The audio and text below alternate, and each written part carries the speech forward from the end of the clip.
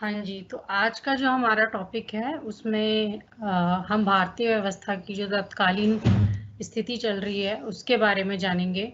साथ ही जो भारत सरकार द्वारा द्वारा जो प्रयास किए जाते हैं उसके बारे में और कुछ संस्थाओं के बारे में जानेंगे। तो इस आज के पूरे सेशन में हम जिन विषयों के बारे में जानेंगे वो यहाँ आपको स्क्रीन में दिख रहा होगा।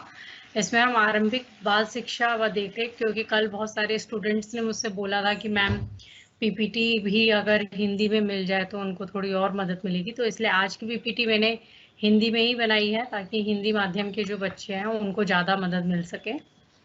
तो जो आज के हमारे विषय रहेंगे पूरे विमर्श के, पूरी बातचीत के, वो है आरंभिक बाल शिक्षा और देखरेख, अवरोधन और विलोपन, ऑपरेशन ब्लैक बोर्ड, सर्व शिक्षा अभियान, शिक्षा का व्यवसायीकरण या व्यावसायिक शिक्षा, विश्वविद्यालय अनुदान आयोग, एनसीईआरटी और सीबीएसई। इन सभी विषयों के बारे में मैं एक एक करके बताऊंगी। मैं ये बता दूं कि ये जो टॉपिक मैं आज पढ़ा रही हूँ ये इम्पॉर्टेंट है शॉर्ट क्वेश्चन के हिसाब से। इसमें से ये एक जो टॉपिक है शिक्षा का व्यवसायीकरण या व्यावसायिक शिक्षा, कई बार इसमें लॉन्ग क्वेश्चन आ जाता है। अदरवाइज ये जो टॉपिक है ऑपरेशन ब्लैक बोर्ड हो गया या यूजीसी, एनसीईआरटी, सीबीएसई, ये सारे जो शॉर्ट क्वेश्चंस आते हैं, आपको जो 4 ऑप्शन देते हैं उसमें से 2 क्वेश्चन आपको करने होते हैं, ये उस तरीके का टॉपिक है और आते ज़रूर हैं ये। तो इसलिए ये जो टॉपिक आज के हम करवा रहे हैं ये भी बहुत इम्पॉर्टेंट है एग्जाम की नज़र से अगर हम देखें तो सबसे पहले आरंभिक बाल शिक्षा और देखरेख की बात करें। ये आपके ECCE करके है, early child care and education, इस नाम से है ये। और इसके बारे में अगर हम जाने तो ये है क्या, बेसिकली ये बात करता है कि बच्चे जो जन्म ले रहे हैं उसके बाद की केयर से, यानी कि जो आंगनवाड़ी में आप लोग नोटिस करते होंगे कि गर्भवती महिलाओं को इंजेक्शन देने से लेके उनके भोजन की व्यवस्था से लेकर उनकी शिक्षा और बाद में उनको प्राथमिक विद्यालयों में दाखिला कराना, वो पूरा जो प्रोसेस है वो इस टॉपिक के इर्द गिर्द है, बाल शिक्षा और देखरेख। तो इसके बारे में अगर हम बात करें तो जब देश आज़ाद हुआ तो भारत, जैसे कि हम जानते हैं कि सबसे बड़ा सेकंड लार्जेस्ट जनसंख्या इसकी है, और इस दृष्टि से भी बहुत इम्पोर्टेंट है कि आज अभी जो 2011 की जनगणना हुई थी उस हिसाब से भी 6 साल से कम उम्र के बच्चों में भारत आई थिंक दूसरे नंबर पर ऐसा बड़ा देश है जिसकी जनसंख्या 6 साल से कम उम्र के बच्चों की और युवाओं के की संख्या की दृष्टि से तो भारत सबसे बड़ा देश है जहाँ सबसे ज़्यादा युवा हैं। तो इतनी बड़ी जनसंख्या में जहाँ इतनी बड़ी पॉपुलेशन युवाओं की है, बच्चों की है, बालकों की है, बालिकाओं की है, वहाँ हमेशा से इस बात की चिंता रही कि हम जो प्राथमिक शिक्षा से भी पूर्व की जो शिक्षा है, पूर्व प्राथमिक शिक्षा हम जो कहते हैं, कि वो कैसी हो, किस तरीके से दी जाए, उसकी व्यवस्था कैसे बनाई जाए, इसके बारे में शुरू से ही शिक्षाविद और हमारे जो दार्शनिक हैं, हमारे राजनेता हैं, वो चिंतित रहे। लेकिन बार-बार की पॉलिसी में भी, जैसे 1986 जब मैंने कल भी आपको पढ़ाई थी, पॉलिसीज़ पढ़ाई थी, राष्ट्रीय नीति पढ़ाई थी, तो उसमें भी बताया था कि हमेशा ही जो पूर्व प्राथमिक शिक्षा है और प्राथमिक शिक्षा जो है उस पर प्रॉपर फोकस किया गया है, लगातार उस पर बल दिया गया है। तो यहाँ पर जैसे मैंने बताया कि 1986 की पॉलिसी में जब उसका संशोधित रूप आया 1992 में, उसमें भी स्पेशली कहा गया कि जन्म से 6 वर्ष के बच्चों के लिए जो बाल शिक्षा और देखरेख हो, जन्म लेते ही ऑब्वियसली वो शिक्षित नहीं होगा तो उसकी देखरेख का मसला, यानी कि उसको पौष्टिक भोजन मिले, उसको सभी बीमारियों से सुरक्षा मिले, उसको समय पर दवा मिले, और उसकी देखरेख के लिए प्रॉपर आंगनवाड़ी या क्रैच की सुविधाएं हों। तो इस तरीके की व्यवस्था देखरेख में आ गई, और बाल शिक्षा जो कि लगभग 3 साल 4 साल से शुरू हो जाती है, जिसमें हम आप लोगों ने सुना होगा प्ले स्कूल में बच्चों को भेज रहे हैं, पूर्व प्राथमिक शिक्षा या आंगनवाड़ी में बच्चा सीखने जा रहा है, जिसमें खेल के माध्यम से सिखाया जाता है। तो 1986 और 19 उसके संशोधित रूप 1992 की पॉलिसी में इसको केंद्रीय विषय बनाया गया और इस पर बहुत ज़्यादा बल दिया गया कि हाँ, जन्म होने के बाद से 6 वर्ष तक के जो बच्चे हैं, इनकी देखरेख और शिक्षा जो है वो एक महत्वपूर्ण मुद्दा है और हमें उस पर फोकस करना चाहिए। और इसलिए इन पॉलिसीज में जो हमारी राष्ट्रीय शिक्षा नीति थी, इनमें उनके समग्र विकास यानी कि उनका ओवरऑल डेवलपमेंट हो सके, उनका शारीरिक, मानसिक, उनका संवेदनात्मक, आध्यात्मिक विकास हो सके, इस पर बल दिया गया। ये यानी कि भारत में जो बाल शिक्षा और देखरेख की ये जो पूरी योजना बनाई जा रही है, इसके मुख्य पहलू ये हैं। एक तो उनका ओवरऑल डेवलपमेंट हो सके, या हम बोले ये उद्देश्य है उनका। दूसरा कि ये शिक्षा ऐसी हो जिसमें अनौपचारिक शिक्षा हो, यानी कि प्रॉपर फॉर्मलाइजेशन ना हो, जैसे कि हम लोग बड़े बच्चों की शिक्षा देते हैं कि उनका एकदम फिक्स टाइम है, टाइम पर नहीं जाने पर कुछ तरीके के दंड और अनुशासन को लेकर गंभीरता रहती है, पढ़ाने के तौर तरीके बहुत ही ज़्यादा फिक्स होते हैं। तो वैसा नहीं, एक अनौपचारिक शिक्षा का माहौल होना चाहिए जिसमें खेल के जरिए ज़्यादा से ज़्यादा पढ़ाया जाए। ये इसका एक और अन्य महत्वपूर्ण पहलू है। दूसरा कि अनौपचारिक पद्धतियाँ होनी चाहिए, ये नहीं कि लेक्चर मेथड से आप पढ़ा रहे हैं या आप एकदम फॉर्मल तरीका है आपका पढ़ाने का, तो आपको इंटरेक्शन करके खेल के माध्यम से कुछ और एक्टिविटीज़ के माध्यम से उन्हें पढ़ाना है, उन पद्धतियों का ज़्यादा से ज़्यादा प्रयोग करना है। ये भी इसका बाल शिक्षा का एक महत्वपूर्ण पहलू है। और खेल आधारित कार्यक्रम होने चाहिए। इसलिए आप देखेंगे कि आंगनवाड़ी में मोस्टली उनको जब गिनती सिखाई जाती है या उनको जब आप अल्फ़ाबेट सिखाते हैं, अक्षर ज्ञान उनको आप देना भी चाहते हैं, तो वो भी टॉयज़ के माध्यम से आप देते हैं कि खिलौनों के माध्यम से। उनको सरकार बहुत सारे ऐसे खिलौने या ऐसी गतिविधियों वाले खिलौने प्रोवाइड कराती है जिसमें वो खेल के माध्यम से ये सारा अक्षर ज्ञान जो है वो प्राप्त कर सके, कलर्स की नॉलेज ले सकें, कौन सी चीज़ बड़ी होती है, भारी होती है, छोटी होती है, ये सारा जो बेसिक ज्ञान है वो इसी खेल के माध्यम से हो सके, तो इस पे ध्यान दिया जाता है। दूसरा कि बाल शिक्षा कि अगर हम बात करें तो ये शुरू में जब संविधान बना तो ये बात बोली गई कि 10 साल के अंदर हम 14 साल के सभी बच्चों को निःशुल्क और अनिवार्य शिक्षा प्रदान करेगा स्टेट। ये इसमें स्टार्टिंग में ही बात कही थी, लेकिन हुआ क्या कि बहुत सारी परिस्थितियों के चलते और कुछ राजनीति के चलते भी कुछ आर्थिक हमारी जो विपत्तियां थी, प्रॉब्लम्स थी, समस्याएं थी, उनके चलते ये बात पॉसिबल नहीं हो पाई कि हम अपने संविधान के प्रारंभ से 10 वर्ष के भीतर सभी 14 साल तक के बच्चों को, जन्म से लेकर 14 साल तक के बच्चों को अनिवार्य और निःशुल्क शिक्षा देखरेख प्रदान कर पाए। ये पॉसिबल नहीं हो पाया क्योंकि अभी हाल में आपने देखा होगा 2002 में 86 जो संशोधन हुआ, उसके जरिए अभी 6 से 14 साल तक के बच्चों को शिक्षा का अधिकार मिला है। लेकिन इससे पहले क्या था? अब ये नहीं सोचना है कि अच्छा ये तो फिर 2002 में हुआ, 2002 से 6 से 14 साल तक के बच्चों को मिला है। इससे पहले अनुच्छेद 45 में बच्चों की देखरेख के लिए, जो कि 6 वर्ष तक के बच्चे हैं, उनकी देखरेख और उनकी शिक्षा के लिए प्रावधान था, जिसमें सभी राज्यों को ये कहा गया था या सभी राज्यों के पास ये अधिकार है कि यदि वो चाहें तो अपने राज्य के भीतर सभी 6 साल तक के बच्चे, गर्भवती महिलाओं, इन सब के देखरेख और इनके शिक्षा का प्रावधान वो कर सकती है। क्योंकि अनुच्छेद 45 है, ये आपका अधिकार नहीं है, मौलिक अधिकार नहीं है, ये नीति निर्देशक सिद्धांतों का मसला है। इसलिए ये सरकार की मर्जी पर छोड़ा गया विषय था। अगर वो चाहे तो वो जन कल्याण को दृष्टि में रखते हुए अपने राज्य के बालकों और बालिकाओं की सुविधाओं को ध्यान में रखते हुए, महिलाओं की सुविधा, गर्भवती महिलाओं की सुविधाओं और स्वास्थ्य को ध्यान में रखते हुए इस तरीके के प्रावधान कर सकती थी कि मुफ्त स्वास्थ्य सुविधाएं दें, आंगनवाड़ी, बालवाड़ी, सरकारी क्रैच, इनको बना सकती है। लेकिन अगर वो नहीं करना चाहती है ये, या उसकी आर्थिक स्थिति ऐसी नहीं है किसी भी राज्य की कि वो इतना पैसा यहाँ इन्वेस्ट नहीं करना चाहती, तो ये उसके अपना निजी मसला है। इसमें कोर्ट में नहीं जाया जा सकता, आप अदालत में नहीं जा सकते। तो ये फ़र्क है, मौलिक अधिकार कोई चीज़ बन जाती है और कोई मौलिक अधिकार अगर नहीं है। तो 2002 के 86वें संविधान संशोधन द्वारा हमारे जो मौलिक अधिकार हैं, उनमें 21A 21 करके एक नया अनुच्छेद जोड़ा गया, जिसमें कहा गया कि देश के हर 6 साल से 14 साल तक का बच्चा, चाहे वह किसी भी जाति, धर्म, लिंग, वर्ग का हो, उसके साथ भेदभाव किए बिना उसके लिए अनिवार्य और निःशुल्क शिक्षा प्रदान करना, उसको शिक्षा मिलेगी, उसका मौलिक अधिकार होगा।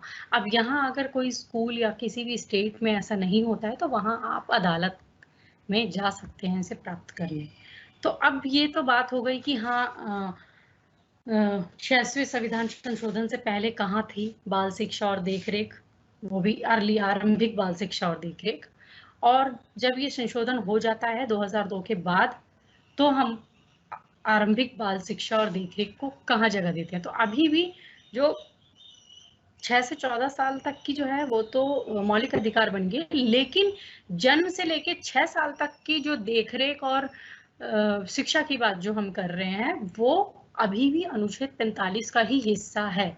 इसीलिए भारत में जब हम बात करते हैं कि बाल शिक्षा या आरंभिक बाल शिक्षा और आरंभिक बाल देखरेख की जो त्रुटियों की बात करते हैं, प्रॉब्लम्स की बात करते हैं, तो कुछ मुख्य बिंदु हैं जो हमें समझने बहुत ज़रूरी हैं। क्योंकि ये सब हमने पढ़ा है कि अलग-अलग पॉलिसीज़ में अलग-अलग आयोगों ने अलग-अलग जो राष्ट्रीय शिक्षा नीति आई, उन सभी ने इस बात को स्वीकार किया कि हाँ, बच्चों को, महात्मा गांधी ने बोला, जब हमने बेसिक शिक्षा जब पढ़ी थी, बुनियादी तालीम, कि बच्चों को 7 साल की अनिवार्य और मुफ्त शिक्षा मिलनी चाहिए। कोठारी कमीशन ने बोला कि जो कॉमन स्कूल सिस्टम होने चाहिए वो वही है। आपके मुदालिया आयोग ने हमेशा इस माध्यमिक शिक्षा आयोग के माध्यम से बोला कि नहीं, शिक्षा जो है वो अनिवार्य रूप से मिलनी चाहिए।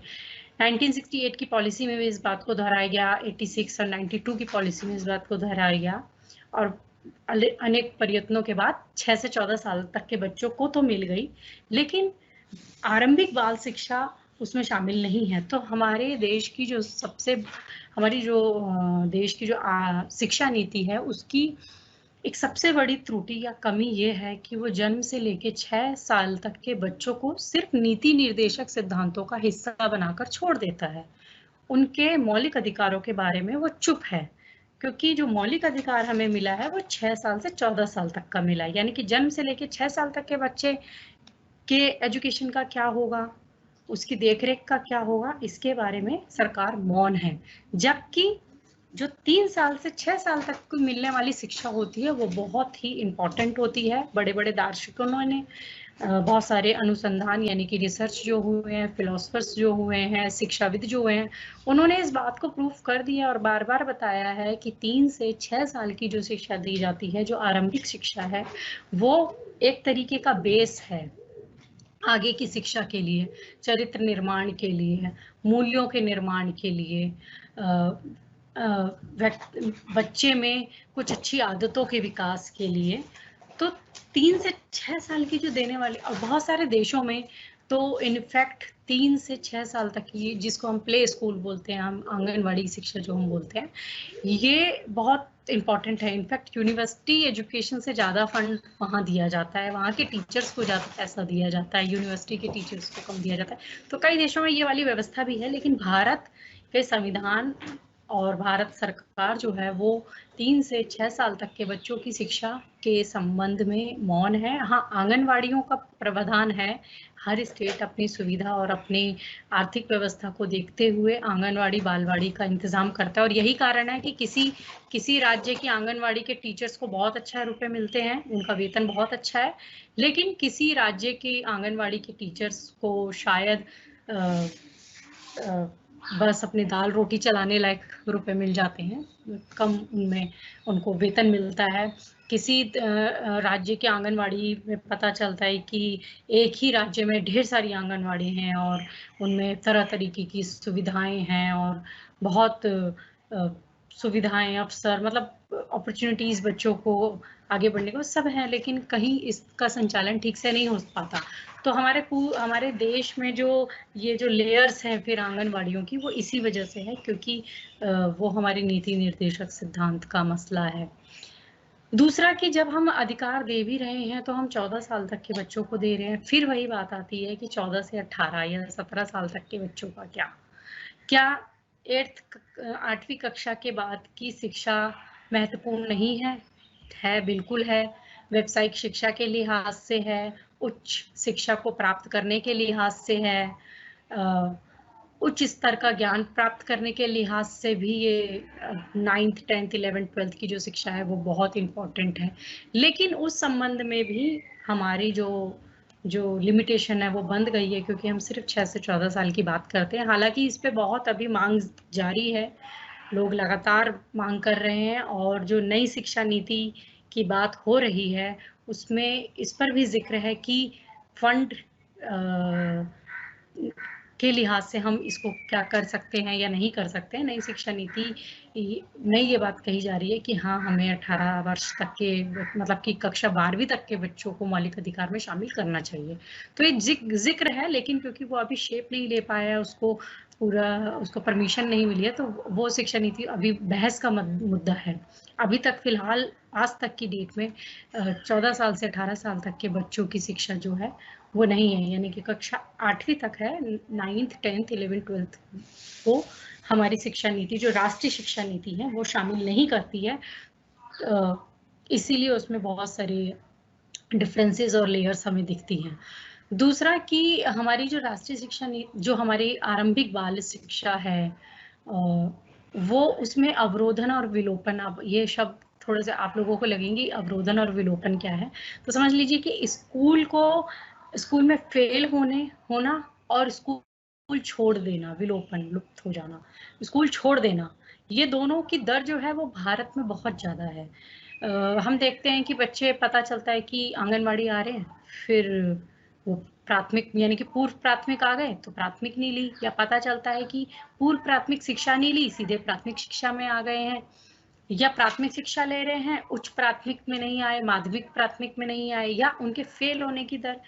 अब तो ऐसा था कि 8th तक पास हो गए थे, लेकिन ये बात मैं दोनों कॉन्टेक्स्ट में बता रही हूँ, अभी के समय के हिसाब से भी और बाद के समय के हिसाब से भी। नई शिक्षा नीति आती है तो 8th तक पास होने की पॉलिसी भी बदलेगी, उसमें भी उसमें उसको रोक दिया जाएगा, जहाँ तक बात चल रही है। तो अवरोधन और विलोपन ये चीज है कि पहला तो आप एक ही कक्षा में ज्यादा समय ले रहे हैं, एक साल के कोर्स को आप 2 साल, यानी कि फेल हो रहे हैं, फेल होने की आपकी दर बच्चों की बहुत ज्यादा है। और दूसरी कि बच्चों का स्कूल छोड़ने की दर जो है वो बहुत ज्यादा है। ये इसमें बात कही रही कि आरंभिक बाल शिक्षा जो है वो इसका भी सामना करती है, और इसके कारण बहुत सारे हैं। आर्थिक कारण होते हैं, माता पिता के, उनकी अपनी असाक्षरता होती है, स्कूलों का अपना ढांचा और वहाँ पर दी जाने वाली दंड की व्यवस्था, ये सारे कई कारण बनते हैं बच्चों के स्कूल छोड़ने के, या बच्चों का मन जो पढ़ाई में नहीं लगता और वो बार बार एक ही कक्षा में रह जाते हैं। नेक्स्ट है कि हमारी शिक्षा नीति की ये भी त्रुटि है कि स्कूल बहुत दयनीय स्थिति में चल रहे हैं। आज भी बहुत सारे स्कूल्स ऐसे हैं जो 1 रूम सिंगल टीचर्स चल रहे हैं, और वहाँ पर क्राउडेड है, ओवर क्राउडेड है इनफैक्ट, कि बच्चे बहुत ज़्यादा संख्या में हैं। बाथरूम्स, टॉयलेट, पुस्तकालय, लाइब्रेरीज की जो बात हमारी पॉलिसी में होती रही, योजनाओं में होती रही, वो नहीं दिखती है, उसका अभाव है। प्रशिक्षित शिक्षकों का अभाव, ये बहुत बड़ी बात है। जब भी हम आरंभिक बाल शिक्षा की बात करते हैं या माध्यमिक शिक्षा और प्राथमिक शिक्षा की भी बात करते हैं, तो उसमें हर उम्र के बच्चों को पढ़ाने के लिए एक खास ट्रेनिंग चाहिए होती है। आप यूनिवर्सिटी के बच्चों को जिस तरीके से पढ़ाते हैं, समझाते हैं, या जो टास्क उन्हें आप दे सकते हैं, आप 4 साल के बच्चे या 5 साल के बच्चे को आप उस तरीके से नहीं पढ़ा सकते हैं, उस तरीके के टास्क आप उन बच्चों को नहीं दे सकते। ये बहुत साफ और एक लाजमी सी बात है, जिसमें कोई रॉकेट साइंस नहीं है। तो वो ट्रेनिंग होना, वो ट्रेनिंग में डिफरेंशिएशंस होना, और ट्रेनिंग का वो गुणवत्ता होना, ये अभी हमारी जो आरंभिक बाल शिक्षा है, मुख्य तौर पर हमारी आरंभिक बाल शिक्षा जिसमें हमारे आंगनवाड़ी के टीचर्स हैं, उनमें बहुत कमी है। अभी भी बहुत संख्या में हमारे आंगनवाड़ी के टीचर्स ऐसे हैं जो उस स्तर के प्रशिक्षण को लेकर नहीं आए हैं। उन्हें नहीं पता कि प्लेवे मेथड क्या है और किस तरीके से आप खेल के माध्यम से सिखा सकते हैं, किस तरीके से आप डिफरेंट एक्टिविटीज़ को ला सकते हैं, इस उम्र में होने वाली शारीरिक और मानसिक समस्याएं क्या होती हैं, उनका निदान हम कैसे करें, कैसे बालक के मानसिक विकास को हम बढ़ावा दे सकते हैं, कैसे माता-पिता को हम उस पूरी प्रक्रिया से जोड़ सकते हैं। ये सारे जो पॉइंट्स हैं, ये सारे जो बिंदु हैं, इन पर ख़ास तरीके से प्रशिक्षण होता है आरंभिक शिक्षकों का, जिसकी कमी भारतीय आरंभिक शिक्षा नीति में या शिक्षा की जो पूरी प्रक्रिया है, उसमें है। बहुत सारे स्टेट में ये अनट्रेन्ड टीचर्स अभी वर्किंग हैं, सरकारी नौकरियों पे हैं और बच्चों को पढ़ा रहे हैं। अनुपयुक्त पाठ्यक्रम की जो हमारा करिकुलम है, जैसे मैंने कल भी जब मैं समस्याएं बता रही थी, मैंने इस बात पर बोला था कि हमारी स्कूली शिक्षा और यूनिवर्सिटी को भी मैंने उसमें शामिल किया था। इसी के साथ मैं अभी आरंभिक बाल शिक्षा का जो पाठ्यक्रम है उसको भी शामिल कर रही हूँ कि वो अनुपयुक्त है, यानी कि वो टाइम के हिसाब से, ज़रूरत के हिसाब से बच्चे हम बोलते हैं कि every child is a unique being. हर बच्चा अपने आप में खास है, हर बच्चे की अपनी कुछ खासियत हैं, कुछ इच्छाएं हैं, कुछ उसके अपने कुछ एसेट्स होते हैं उसके अपने, जो दूसरे से अलग हैं। उसकी कुछ अपनी विशेषताएं हैं जो दूसरे से अलग है। तो उस बात को जान लेना छोटे बच्चे की जो 3 साल से 6 साल तक का है या 6 से 14 साल तक का बच्चा है, उस बच्चे की उस खासियत को जान लेना, उसके उस हुनर, उस गुण को जान लेना और फिर उसी गुण को आगे बढ़ाते जाना, प्रमोट करते जाना, ये जो है इसमें हेल्प करता है। टीचर्स की ट्रेनिंग भी हेल्प करती है इसमें। हमारी जो किताबें हैं, हमारा जो पूरा पाठ्यक्रम होता है, जो दिनचर्या होती है स्कूल की, वो बहुत इंपॉर्टेंट रोल प्ले करती है। तो हम अक्सर ये देखते हैं कि होता क्या है कि वो एक निश्चित पाठ्यक्रम में सभी बच्चे पढ़ रहे हैं, एक निश्चित पाठ्य पुस्तक है, निश्चित मूल्यांकन का तरीका है, उससे बस बच्चे कर रहे हैं। उसमें अगर कोई शार्प माइंडेड बच्चा है, कोई स्लो लर्नर है, कोई फिजिकली चैलेंज्ड बच्चा है, तो उसके लिए जो वैरायटीज और उसके लिए जो एक्टिविटीज में डिफरेंशिएशंस होने चाहिए वो कम हो पाते हैं। और हर टीचर उस खासियत को पहचानने और उस गुण को पहचानने और उसको फिर डेवलप करने में असमर्थ होता है। तो यहाँ ये कहने का मतलब था, जीवन से अलगाव जो हमारी शिक्षा नीति है, यहाँ के जो स्कूल्स हैं, पढ़ाने के जो तौर तरीके हैं, वो मोस्टली जो समाज से मिला हुआ ज्ञान है, उसको जोड़ कर नहीं पढ़ा पाते। तो अक्सर जो बच्चे हैं, चाहे वो छोटे बच्चे हैं, छोटे बच्चों के लिए बहुत, हालांकि बार-बार ये बात बोली गई है कि आप मातृभाषा में पढ़ाएं, इसलिए क्योंकि वो अपने परिवार से और अपने समाज से अपने को कटा हुआ महसूस ना करें, उनसे अलग और दूर महसूस ना करें। तो एक तो मातृभाषा, भाषा के स्तर पर हमने ये कोशिश की, लेकिन कंटेंट के स्तर पर क्या, जो सामग्री है उसके स्तर पर क्या। तो यहाँ जीवन से अलगाव का मतलब है कि जो स्कूलों में पढ़ाया जा रहा है, जो भी सिखाने के तरीके हैं, जो भी बताया जा रहा है, हम जनरली बच्चे को बस जाते हैं और चीज़ें बताने लग जाते हैं। हम उन्हीं के अनुभवों से उनको नहीं सिखाते हैं। तो हम जीवन से बच्चे को ये लगता है कि ये एक अलग बात है, स्कूल एक अलग बात है, स्कूल का ज्ञान एक अलग बात है और समाज, परिवार वहाँ की एक अलग बात है, वहाँ की दुनिया अलग है। तो दोनों में एक दीवार खड़ी होती है, ये एक नहीं है, बच्चे के दिमाग में बैठ जाता है। मूलभूत सुविधाओं का अभाव अभी भी आरंभिक बाल शिक्षा स्पेशली मैं बोलूँ, इसमें बहुत सारी असुविधाएं हैं, चाहे वो बच्चों को साफ पानी मिलना हो, चाहे हालांकि भोजन दिया जाता है उन्हें, पानी और शौचालय की सुविधाओं का भी प्रावधान है, लेकिन फिर भी कुछ जगहों पर और कुछ राज्यों में उस स्तर का इन्वेस्टमेंट नहीं है, जहां बच्चों को कई बार हमारी खबरों में भी आया है कि उस फूड से बच्चे बीमार हो गए क्योंकि उसकी टेस्टिंग प्रॉपर नहीं हुई। फूड बहुत पहले बन गया, बच्चों तक जब डिलीवर हुआ तो वो पता चला वो सड़ गया।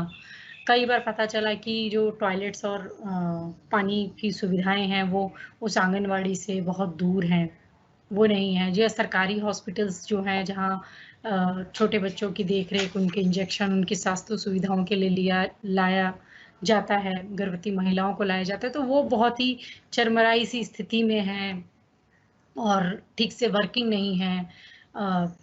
टॉयलेट्स वगैरह जो हैं वो बहुत गंदे हैं। तो ये सारी जो सुविधाओं का अभाव है, ये हमारे आरंभिक बाल शिक्षा और देखरेख को कमज़ोर करता है और हमारी जो आने वाली जो हमारी शिक्षा है, उसको खोखला बनाता जाता है।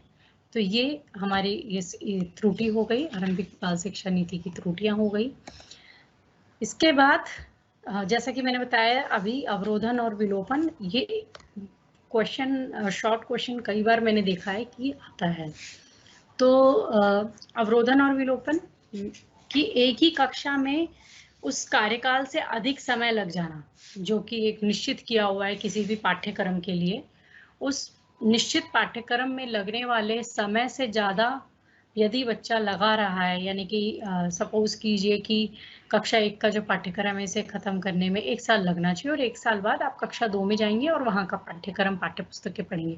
लेकिन बच्चा क्या है, कक्षा 1 में ही 2 साल लगा दे रहा है, क्योंकि वो उसको मूल्यांकन जब भी हो रहा है तो वो ये पाया जा रहा है कि वो ठीक से नहीं पढ़ पा रहा और वो उस स्तर तक नहीं पहुंचा है कि उसको कक्षा 2 में या कक्षा 3 में प्रमोट किया जाए। तो और दूसरा कि विद्यालय छोड़ने की दर, इस पे मैंने कल भी बहुत डिटेल में बताया कि पता चलता है कि प्राथमिक शिक्षा ले ली, उच्च प्राथमिक में बहुत, अगर 100 बच्चे एग्जाम्पल दूं, 100 बच्चे प्राथमिक शिक्षा ले रहे थे, तो पता चला उच्च प्राथमिक में, यानी कि जब वो 6th 7th 8th में जाते हैं तो वहां तक 75 ही बच्चे पहुंच रहे, यानी कि 25 बच्चों ने अपना नाम कटवा लिया। तो ये है अवरोधन और विलोपन। अवरोधन और विलोपन भारत में इतना ज्यादा क्यों है? भारतीय शिक्षा नीति की ये लगातार बनी रहने वाली समस्या है। ये आज़ादी से पहले भी थी, आज़ादी के बाद भी और आज भी है। इनफैक्ट शिक्षा को मौलिक अधिकार बना देने के बावजूद हमारे बच्चे, हम 100% बच्चों को स्कूल में नहीं ला पाए हैं, या 100% बच्चों को हम स्कूलों में रोक नहीं पाए हैं। वो बीच में अपना विद्यालय जो है वो छोड़ देते हैं और उनमें फेल होने की दर, एक ही कक्षा में ज़्यादा समय लगाने की जो दर है वो भी अभी भी बरकरार है। तो ये एक ऐसी समस्या है जो लगातार बनी हुई है, इसलिए ये इम्पोर्टेंट आपका मुद्दा भी और आपके सिलेबस में भी है। तो आखिर ये है क्यों? तो इसके कई कारण हैं। तो मैंने मोटे तौर पर ये सामाजिक, आर्थिक, शैक्षिक बता दिए, इसके जो अंदर के कारण है वो भी बता दें। आर्थिक कारण पर अगर हम जाएं तो सबसे पहले आता है कि पेरेंट्स जो हैं वो पता चलता है जी जब तक मुफ्त शिक्षा मिलेगी हम तब तक ही पढ़ा सकते हैं, उसके बाद नहीं पढ़ा सकते।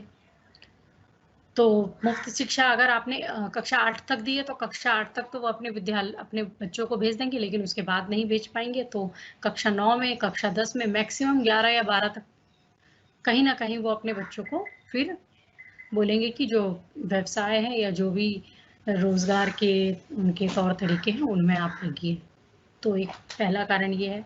दूसरा आर्थिक कारण में भी होता है कि सिंगल अर्निंग पर्सन है, एक पूरा परिवार है, उसमें पता चलता है कि एक ही इंसान है जो कमाता है, बच्चे 2 हैं 3 हैं, किसी के बच्चे 5 हैं, तो वहाँ पर फिर प्रायोरिटी हो जाती है किस बच्चे को पढ़ाना है, किसको नहीं पढ़ाना है, क्योंकि लिमिटेड अमाउंट है, पूंजी जो है वो सीमित है। अब इस सीमित पूंजी में किस बच्चे पर हम शिक्षा में लगाएं, किस पर नहीं लगाएं।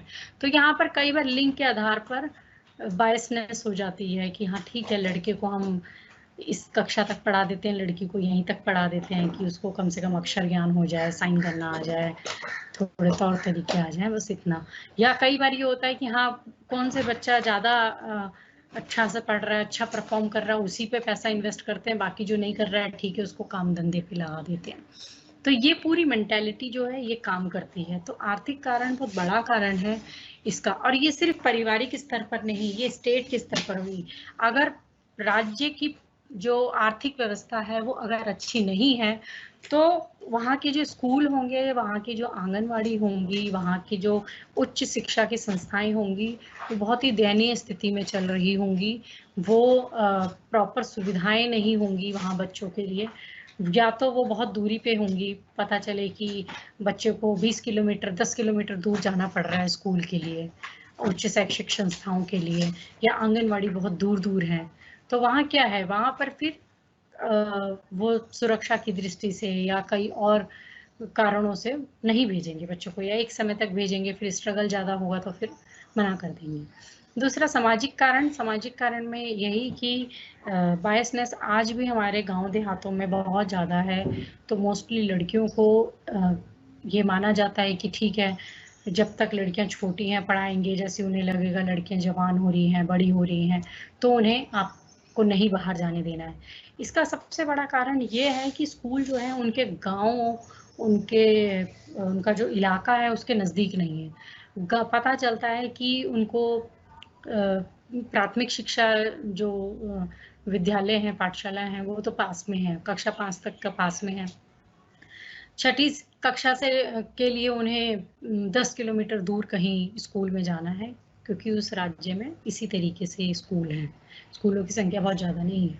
तो ये माना जाएगा कि नहीं, अब लड़कियां हैं उतनी दूर कैसे जाएंगी, सुरक्षा अगर वो इलाका सुरक्षित नहीं है, वहां पर असामाजिक तत्व ज्यादा है, तो चांसेस है कि, और ये यूनिसेफ की भी जो रिपोर्ट है ये बताती है कि भारत में जो लड़कियों के स्कूल छोड़ने की दर है, या विकलांग बच्चों के स्कूल छोड़ने की दर है, या जो थोड़ा भी बच्चा वीक है, थोड़ा कमजोर रहता है, स्वास्थ्य उसका ठीक नहीं रहता, तो उसके जो स्कूल छोड़कर घर बैठने की जो दर है, उसका कारण, बहुत बड़ा कारण यही है कि जो विद्यालय हैं वो घर से बहुत दूर है, उनके गांव से बहुत दूर है।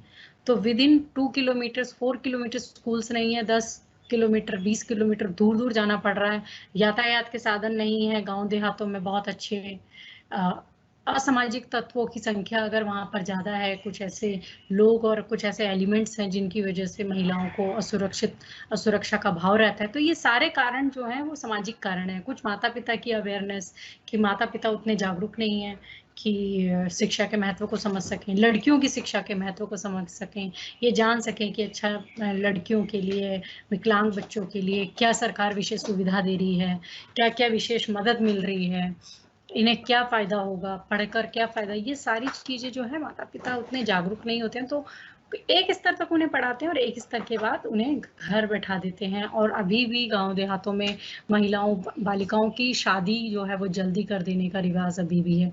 तो वो भी एक बड़ा कारण बनता है कि शादी हो गई तो अभी स्कूल छोड़ना है। तो ये सब चीज़ें सामाजिक कारण में आता है। शैक्षिक कारण में ये है कि आपकी स्कूल की परिस्थिति क्या है, आपके स्कूल में शौचालय की व्यवस्था है या नहीं है, आपके स्कूल में पेयजल की व्यवस्था है या नहीं है, आपके स्कूल में ऐसा तो नहीं है, अगर आप ऐसे एरिया में रहते हैं जहाँ लड़के लड़कियों के बीच बहुत बायसनेस है और लोग उनका आपस में पढ़ना पसंद नहीं करते, तो क्या आपके आपके इलाके में ऐसे स्कूल हैं जो लड़कियों के लिए विशेष तौर पर खुले हों या उनके लिए अलग हों? क्योंकि अगर नहीं है तो आप कितने प्रयास कर लीजिए, माता पिता उन्हें नहीं भेजेंगे। तो शैक्षिक कारण में ये सारे कारण आते हैं। अगर आपके स्कूल में शौचालय ही नहीं है, तो पेरेंट्स अपने बच्चों की असुविधा को देखते हुए, उन्हें जंगलों में जाना पड़ रहा है, जहाँ असुरक्षा है, तो वो नहीं भेजेंगे। दूसरा कि आपके पढ़ाने के जो तौर तरीके हैं, क्या वो इतने इंटरेस्टिंग है कि बच्चा उसमें रुचि ले और फेल ही ना हो? क्या आपके मूल्यांकन के तरीके इतने ज़्यादा रुचिकर हैं और अलग-अलग हैं, सतत हैं, लगातार चलने वाला मूल्यांकन है कि आप बच्चे को टाइम टू टाइम मूल्यांकित करके उसको वहीं पर ही उसका निवारण कर दे रहे हो? तो शैक्षिक कारण में ये सारे कारण हैं कि आपकी भौतिक, आपके विद्यालयों की, आपकी शिक्षा व्यवस्थाओं की भौतिक स्थिति, दूसरा कि आपका जो टीचिंग, जो आपका पढ़ाने का जो तरीका है, सिखाने का जो तरीका है, वो कितना रुचिपूर्ण है और कितना नहीं है। दूसरा मूल्यांकन के तरीके, क्योंकि अगर बच्चा फेलियर है तो कहीं ना कहीं टीचर भी फेलियर है। तो क्या टीचर खुद को एनालिसिस करे कि अगर मेरी कक्षा के या मेरे विद्यालय के बच्चे बहुत ज़्यादा एक ही कक्षा में बार बार फेल हो रहे हैं, तो कहीं त्रुटि हमारे अपने इंटरनल तो नहीं है, पाठ्यक्रम, पाठ्य पुस्तकों या मूल्यांकन के तरीकों में तो नहीं है। ऐसा तो नहीं है कि हम टीचर्स आ रहे हैं, पढ़ा रहे हैं, लेकिन बच्चा जो है वो उतना ध्यान नहीं लगा पा रहा है क्योंकि वो रुचि उतना इंटरेस्टिंग तरीका ही नहीं है पढ़ाने का, उतना रुचिपूर्ण तरीका नहीं है। तो शैक्षिक कारणों ये भी हैं बच्चों के फेल होने की कि वो मन ही नहीं लगा पाते हैं स्कूल में। वहाँ बैठने की प्रॉपर सुविधाएं नहीं है, वहाँ पानी की सुविधाएं नहीं। बच्चा प्यासा है तो उसका आधा मन तो प्यास में लगाया, आधा मन वो कक्षा में लगाएगा, तो कंटेंट गया हाथ से। क्या पढ़ाया टीचर ने, आधा ज्ञान गया, आधा नहीं गया उसके दिमाग में। तो ये सारे शैक्षिक कारण में आते हैं। तो ये तो बात हो गई अवरोधन की, बच्चों के फेल होने की दर और उनके स्कूल छोड़ने की जो दर है, इसके मोटे तौर पे 3 कारण, और उसके मैंने कई उनमें से निकलते हुए जो कई और अन्य सब रीजंस थे वो बता दिए। अब इनके सुझाव क्या हैं? आपसे ये क्वेश्चन शॉर्ट में पूछा जाएगा तो आप सबसे पहले इसका अवरोधन विलोपन का मीनिंग बताएंगे, इनके कारण बताएंगे, और फिर उसके बाद इसके सुझाव बताएंगे। एक शॉर्ट क्वेश्चन के लिए आंसर पूरा रेडी हो जाता है। तो सुझाव में सबसे पहली बात कि एक तो मिड टर्म में जो बच्चे आते हैं, क्योंकि अब जैसे कि 6 साल से 14 साल तक के बच्चों को फ्री निःशुल्क और अनिवार्य शिक्षा मिली हुई है। तो अगर कक्षा 3 में भी बच्चा आएगा, 8 साल का बच्चा आएगा, तो आपको उसको कक्षा 3 में लेना होगा। भले उसको कक्षा 2 या कक्षा 1 का ना आता हो, लेकिन उसको उसकी आयु के हिसाब से लेना, वो ये आप उसका मौलिक अधिकार है कि उसको लेना है। तो वहाँ उसके चांसेस हो जाएंगे कि उसको वो चीज़ समझ नहीं आ रही है, तो फेल, क्योंकि आप 8th तक कर नहीं सकते, तो हो सकता है वो खुद ही शेम फील करे या उसको समझ ना आए वो नॉलेज जो कक्षा 3 में पढ़ाई जा रही है, और वो छोड़ दे, ये भी चांसेस है। तो इसीलिए आरंभ में ही प्रवेश हो जाना, बच्चे को पूर्व प्राथमिक शिक्षा मिले, बच्चे को फिर प्राथमिक शिक्षा मिले, उसका सीक्वेंस चलता रहे, ये बहुत ज़रूरी है। समझ रहे मेरी बात? क्योंकि जितने अनुसंधान हुए ये निकल कर आता है कि एक कक्षा में जो ज़्यादा उम्र के जो बच्चे पढ़ रहे होते हैं, अक्सर वो डिस्टर्बिंग एलिमेंट बनते हैं, स्कूल से भाग जाना और बच्चों को तंग करना, फेल होने की दर उनमें ज़्यादा होती है, क्योंकि उन्हें पुराना बेस उनका तैयार नहीं होता है और आप उस पर एक ज्ञान की इमारत खड़ी कर रहे होते हैं। तो वो उनके लिए पूरा डिस्ट्रॉइंग होता है, उनके लिए वो थकाऊ होता है और उनको उसमें कोई इंटरेस्ट नहीं आता है। तो सबसे पहले अगर हमें ये सारी चीज़ों को सुलझाना है तो हमें आरंभ से ही बच्चों को स्कूल में प्रवेश करवाना होगा। सामाजिक जागरूकता, वही जो मैंने बताया, लिंग के आधार पर, विकलांगता के आधार पर जो भेदभाव किया जाता है, उस समय हम सामाजिक जागरूकता लाएं, अभियान चलाएं, जिससे हम ज़्यादा से ज़्यादा पेरेंट्स को, गांव के लोगों को जोड़ें और असामाजिक तत्वों को कंट्रोल करें, ताकि बच्चों को स्कूल से आने और जाने के बीच में किसी भी तरीके की असुविधा ना हो। नेक्स्ट की मूल्यांकन और रोचक पाठ्यक्रम, जब आप, क्योंकि आपका तरीका जो है मूल्यांकित करने का वही त्रुटिपूर्ण है, आप एंड में, साल के एंड में आप एक लिखित पेपर लेते हैं और उसके आधार पर बच्चे को बता देते हैं कि वो कितना होनहार है और नहीं है, तो दूसरी कक्षा में जा सकता है या नहीं जा सकता। पूरा एक गलत तरीका है। बच्चे का सतत मूल्यांकन होना चाहिए, कॉन्टिन्यूअस, टाइम टू टाइम होना चाहिए, ताकि बच्चे को समय मिले कि अगर वो मिड टर्म में अगर उसे फील होता है कि हाँ, या टीचर उसे बताते हैं कि आप इस विषय में ठीक नहीं कर रहे हैं, ये वाला चीज़ आप में कमी है, तो उसको समय मिले कि वो अपने को इम्प्रूव कर सके। और साथ ही अगर स्कूल व्यवस्था कर सकता है कि उसको स्पेशल क्लासेस, ऐसे बच्चे जो पाठ्यक्रम में पीछे हैं क्योंकि वो स्लो लर्नर्स हैं, उनको इतना जल्दी सीख नहीं पा रहे हैं, तो उनके लिए विशेष कक्षाएं चलाएं, विशेष तौर पर ज़्यादा समय दें और मूल्यांकन के तरीके बदल दें। कोशिश करें जो उनका हुनर है उसको मूल्यांकित कर लिया जाए, क्योंकि हर बच्चा हर सब्जेक्ट में अच्छा नहीं होता, हर बच्चे को हर विषय पढ़ने में मन नहीं लगता। तो क्या हम कुछ मूल्यांकन के तरीकों में बदलाव करके उसकी लर्निंग को एग्जामिन कर सकते हैं। ये दूसरा कि पाठ्यक्रम को रोचक बनाएं, अगर किताबें अच्छी होंगी तो बच्चा उसे पढ़ेगा, किताबें अगर कलरफुल नहीं है, एक्टिविटी बेस्ड नहीं है, तो बच्चे उसे नहीं पढ़ते हैं, बच्चे उसमें मन नहीं लगाते हैं, बस टीचर के डर की वजह से उन्हें खोल कर बैठ जाते हैं, पर देख लेते हैं लेकिन नहीं करते। तो हमारा पूरा पाठ्यक्रम, पाठ्य पुस्तकें बहुत इंटरेस्टिंग होनी चाहिए। प्रशिक्षित अध्यापक और प्रशिक्षण, ये मैंने बताया कि ट्रेंड नहीं है टीचर, तो इसके लिए ट्रेनिंग के लिए बहुत ज़रूरी है कि सेवा पूर्व, यानी कि नौकरी से पहले की, जो जैसे हम बीएड करते हैं और एनटीटी का कोर्स करते हैं, ये सेवा पूर्व के कोर्स हैं। ये सारे हमारे बहुत ही गुणवत्तापूर्ण होने चाहिए।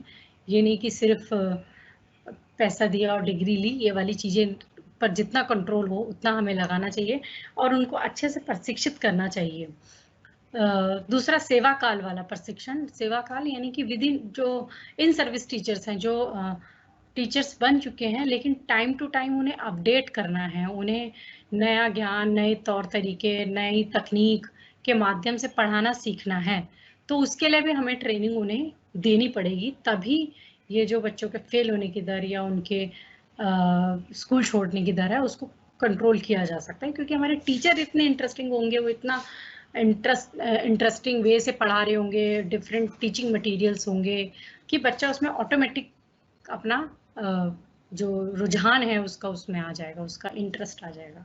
स्कूलों और सुविधाओं का स्तर को ऊंचा करना, ये मैंने बताया है कि क्योंकि स्कूलों की खस्ता हालत भी बहुत बड़ा रीज़न बनती है कि बच्चे का मन नहीं लग रहा है, उसमें बैठने की सुविधाएं नहीं है, पानी पीने की नहीं है, शौचालय की नहीं है, पुस्तकालय अच्छा नहीं है, खेल के इक्विपमेंट्स नहीं है, खेल का मैदान नहीं है। तो ये सारी चीज़ों पर विशेष ध्यान देना पड़ेगा कि आप सिर्फ किताबी ज्ञान नहीं उन्हें पढ़ा सकते हो, उनके मनोरंजन के लिए आपको बहुत कुछ रखना पड़ता है।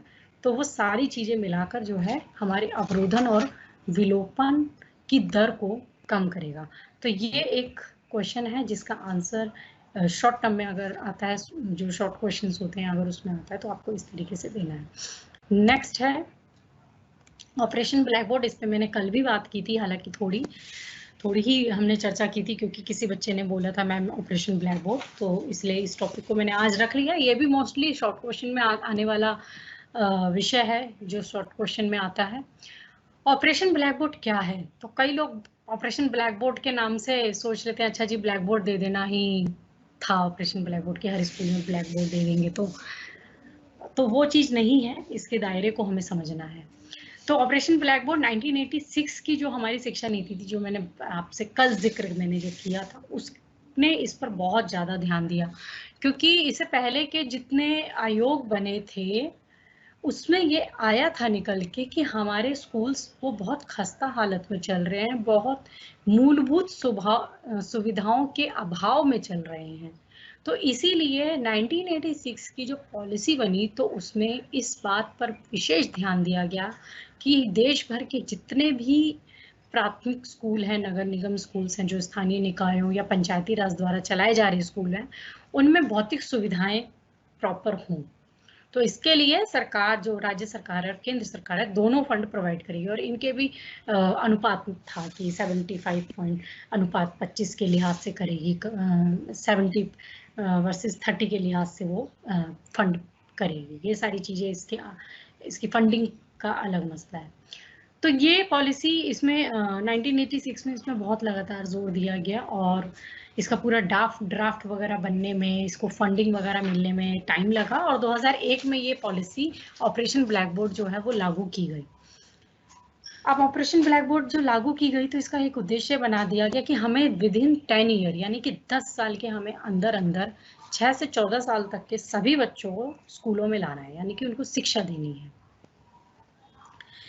और इस लिहाज से अब जब बच्चे स्कूल्स में आएंगे तो हमें वो सारे स्कूल्स भी चाहिए होंगे, वहाँ की सुविधाएं भी चाहिए होंगी, क्योंकि इसमें इस बात पर साफ ध्यान दिया गया कि जो स्कूल्स हैं उनमें एटलीस्ट इमारतों पर सिर्फ ये नहीं कि आप ब्लैक बोर्ड प्रोवाइड करा दें, वहाँ की इमारतें, वहाँ की कक्षा, उन सब पर आपको ध्यान देना पड़ेगा।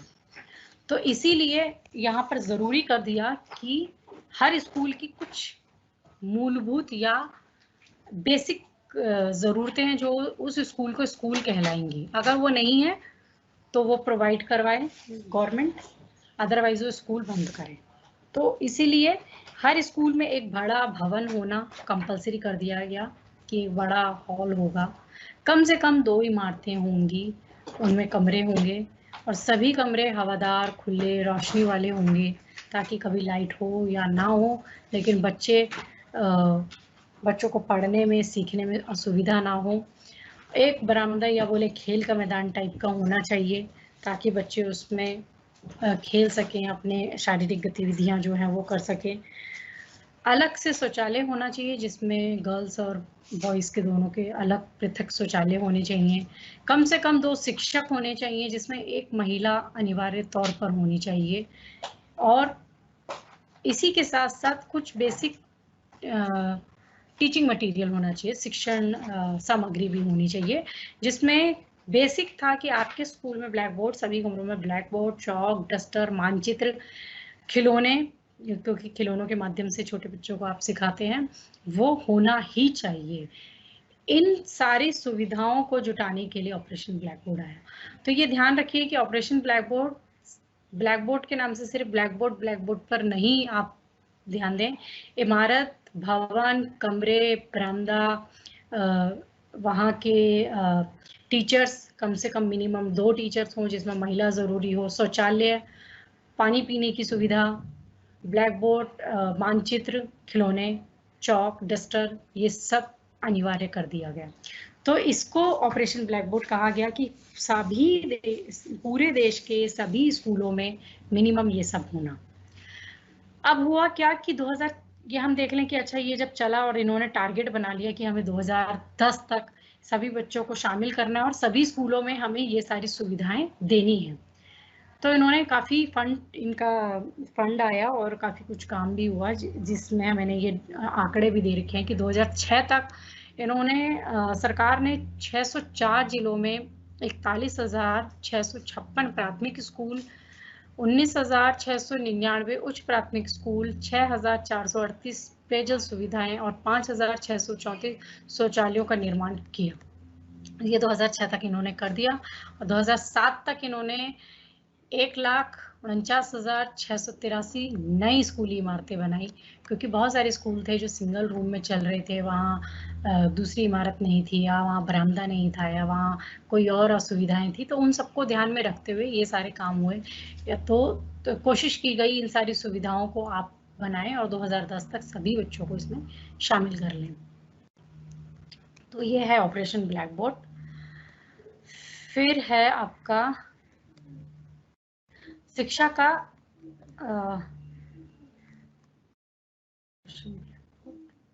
हाँ जी, फिर कल हमने इस बात पे बहुत जिक्र किया था कि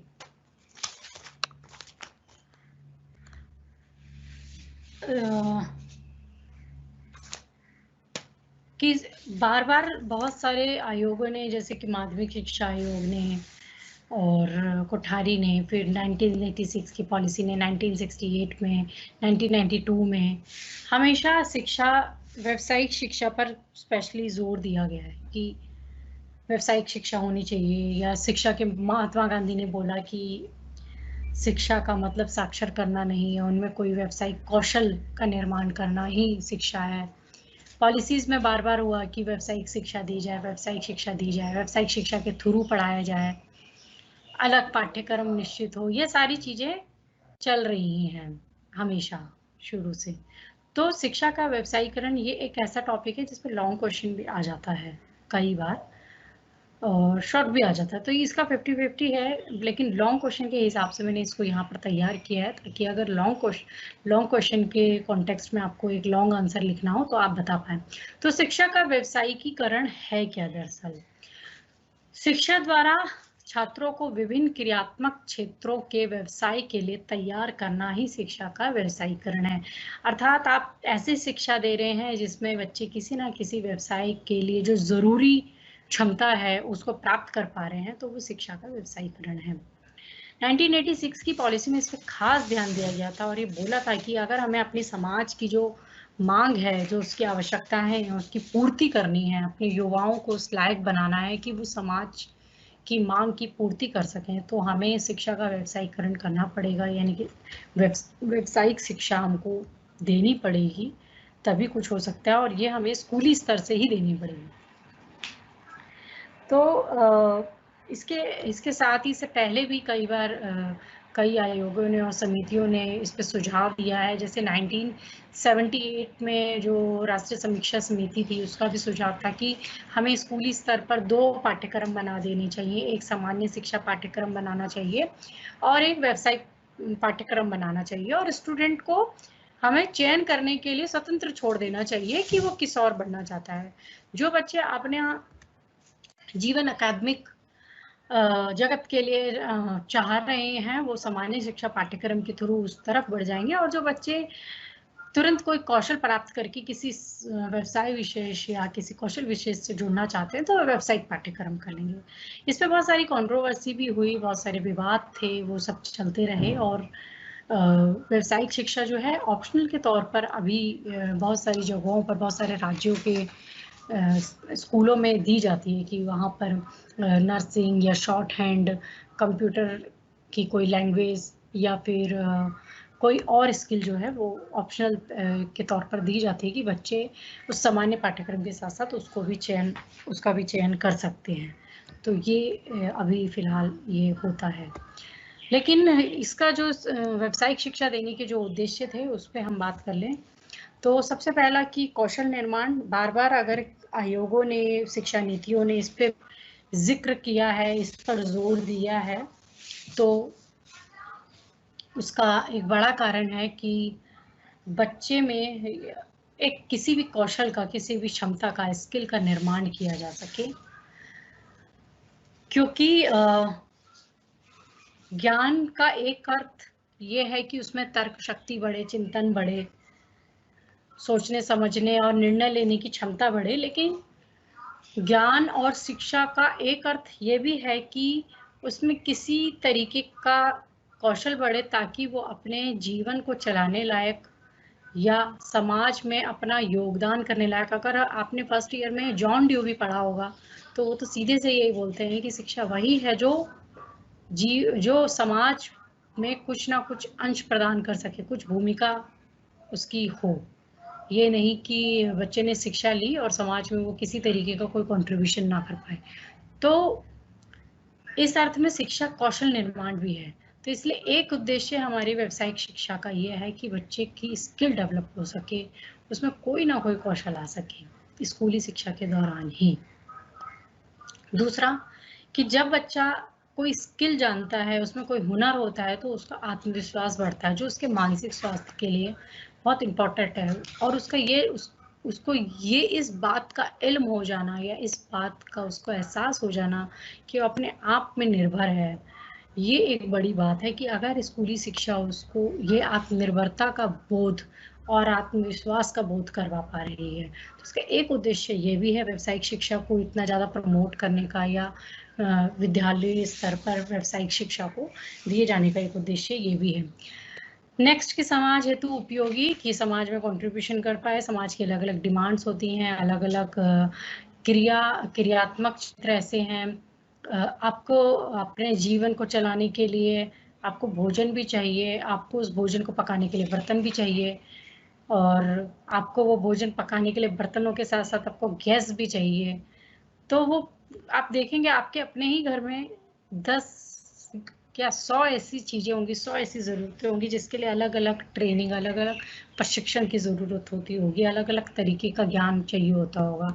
एक सिलेंडर को बनाने में और उसके अंदर गैस को फिल करने में, इसमें ही 2 तरीके की ज्ञान की नॉलेज होनी बहुत ज़रूरी है। बर्तनों का निर्माण कैसे करना है, उसका जो टेम्परेचर होना चाहिए, उनकी शेप क्या होनी चाहिए, ये सब अपने आप में है। खाना बनाना भी खुद अपने आप में कौशल है। तो ये सारी चीज़ें जो हैं हमारे समाज को, हमारे ज़रूरतें, जो हमारे समाज की ज़रूरतें वो विभिन्न हैं। उसमें कृषि भी बहुत ज़रूरी है, उसमें आधुनिक ज्ञान भी बहुत ज़रूरी है, उसमें मेटल नॉलेज होना वो भी बहुत ज़रूरी है, उसमें कला और कौशल, शिल्प का ज्ञान होना वो भी बहुत ज़रूरी है कि मिट्टी और लोहे से कुछ चीज़ें बना सकें, वो सब भी बहुत ज़रूरी है। तो इन सारे इम्पोर्टेंट पहलुओं को ध्यान में रखते हुए कि उनमें कंट्रीब्यूशन कर पाए, इसलिए समाज हेतु उपयोगी हो पाए बच्चा, इसलिए भी व्यावसायिक शिक्षा बहुत ज़रूरी है। दूसरा कि हमारी जो इनकम होगी, जो नेशनल इनकम होती है, जो राष्ट्रीय आय होती है, उसमें ये योगदान करेगी। जब बच्चा स्किलफुल हो जाएगा, अगर उसमें स्किल्ड है, तो उसको आगे जाकर हाई पेड जॉब मिल सकती है, जिससे हाई पेड जॉब मिलेंगी तो वो ज़्यादा टैक्स भी पे करेगा, और उस टैक्स के थ्रू वो देश की आर्थिक समृद्धि में योगदान करता है। आर्थिक समृद्धि से राष्ट्र की समृद्धि होती है। तो ये सारे जो हैं ये उद्देश्य थे व्यावसायिक शिक्षा को प्रमोट करने के। लेकिन इसमें कुछ बाधाएं हैं, क्योंकि हमारे देश में ये व्यावसायिक शिक्षा जो है अभी भी उस स्तर की और उस गुणवत्ता के साथ नहीं दी जा रही। इसमें बहुत सारी कुछ पॉलिटिकल डिबेट्स भी हैं, जैसे कुछ लोगों का ये मानना है कि आप बहुत अर्ली नहीं व्यावसायिक शिक्षा दे सकते, ठीक है, कि बच्चे का मेंटल डेवलपमेंट उतना नहीं हुआ होता है, कॉग्निटिव डेवलपमेंट नहीं होता, तो इसको लेकर एक बहस है। दूसरा कि कई स्कूल्स का ये भी कई विद्वानों का ये भी कहना है कि क्या हम बड़ी संख्या में कामगारों का एक वर्ग पैदा करना चाहते हैं, श्रमिकों का एक वर्ग पैदा करना चाहते हैं, क्या यही हमारी शिक्षा का उद्देश्य है? तो वो शिक्षा को देखते हैं चिंतन, मनन, तर्क क्षमता का बढ़ जाना, इस कॉन्टेक्स्ट में देखते हैं और मानते हैं कि जब बच्चे में अपनी बोध क्षमता आ जाए और वो कोई डिसीजन ले, तभी हमें उसको किसी विशेष खास कौशल को सिखाना चाहिए, उसकी मर्जी और उसकी स्वतंत्रता के लिहाज से, उसकी चयन के अधिकार के लिहाज से। तो ये भी पूरी एक डिबेट इसके साथ है। महात्मा गांधी के जो नई तालीम थी उसको लेकर भी इसी तरीके की कुछ बातें कही गई थी कि आप पूंजीवादियों के लिए कुछ श्रमिक तैयार करने की एक रणनीति या योजना तैयार कर रहे हैं। तो कुछ इसमें पॉलिटिकल डिबेट्स हैं, कुछ ऐसे अड़ंगे हैं जो नहीं हम उस स्तर पर व्यावसायिक शिक्षा को लागू कर पाते। कई लोगों का कहना है कि आप कक्षा 8 तक दे दें, आरंभ में शुरू करके, जैसे बुनियादी तालीम थी वो तो बोलती कक्षा 1 से कक्षा 8 तक आप कुछ स्किल सिखा दें, लेकिन बहुत सारी स्किल्स ऐसी है जिसके लिए हाई लेवल का मेंटल डेवलपमेंट होना बहुत ज़रूरी है, हाई लेवल का आपका फिजिकली आपका डेवलप होना, फिजिकली शारीरिक रूप से दक्ष होना बहुत ज़रूरी है। तो उसके लिए फिर कई लोगों का कहना है कि नहीं, ये माध्यमिक स्तर पर नहीं दी जा सकती, उच्च माध्यमिक पे दी जाएगी या स्कूली शिक्षा पूरी हो जाने के बाद ही दी जा सकती है। तो ये सारी एक डिबेट है जिसको समझाना वो ज़रूरी था। लेकिन कुछ और बाधाओं के बारे में अगर मैं बात करूं तो वही है, मूल सुविधाओं का अभाव है। अगर हम किसी स्कूल में ये प्रमोट कर भी दें तो उस स्कूल में एक हमें लेबोरेटरी चाहिए होगी, हमें एक कार्यशाला वर्कशॉप चाहिए होगी जिसमें हमने कुछ तरह तरीके के व्यवसायिक, जैसे कि आप लकड़ी कारपेंटरी भी अगर आप सोचें कि आप लकड़ी से कुछ चीज़ें बनाना, उस स्किल को सिखाना चाह रहे हैं, या आप क्या कहते हैं मिट्टी से आप कुछ बच्चों को बनाना सिखा रहे हैं, आप क्राफ्ट सिखाना चाह रहे, तो आप 4 से 5 ऑप्शन ऐसे रखेंगे व्यावसायिक क्षमता के कि बच्चा अपनी सुविधा के हिसाब से या अपनी इच्छा और अपनी पसंद के हिसाब से किसी एक का चयन कर ले या 2 का चयन कर ले और उनमें उनको सीखे। तो वो उस चीज़ के लिए उन सुविधाओं का होना, वो सारे इक्विपमेंट्स होना, वो सारा रॉ मटेरियल होना, उतना ही बड़ी कार्यशाला होना जहाँ बच्चे कम से कम एक समय पे 20 बच्चे तो 30 बच्चे तो उस कार्यशाला में बैठ पाएँ और उनके आसपास इतना खाली स्पेस हो कि वो अपनी चीज़ों को बना पा रहे हैं, कर पा रहे हैं, तो इन सुविधाओं का अभाव होता है। दूसरी बात कि नॉर्मल टीचर व्यावसायिक शिक्षा नहीं दे सकता। व्यावसायिक शिक्षा के लिए ट्रेंड टीचर की ज़रूरत है जो उस पर्टिकुलर क्षेत्र में एक्सपर्ट हो, उस पर्टिकुलर क्षेत्र का विशेषज्ञ हो। तो वो भी स्कूलों में अभाव है। स्कूली लेवल पे हमारे ऐसे टीचर्स हम लोग तैयार नहीं कर पा रहे हैं। अनफॉर्चुनेट प्रशिक्षण जो हम लोगों का होता है तो वो इस तरीके का नहीं होता कि एक सामान्य टीचर एक व्यावसायिक शिक्षक में भी बदल जाए। ये बहुत मुश्किल है और ये होना भी आई थिंक लाजमी नहीं होगा। तो प्रशिक्षित शिक्षकों को भी रखना, और अगर आप 4 से 5 व्यावसायिक कौशल सिखाना चाहते हैं तो 4 से 5 ट्रेंड टीचर्स को रखना, ये बहुत इम्पोर्टेंट है। स्कूली इमारतों की बहुत दयनीय स्थिति है, वो ऑलरेडी बहुत कम रूम्स में चल रहे हैं, शौचालयों की और टीचर्स की कमी है।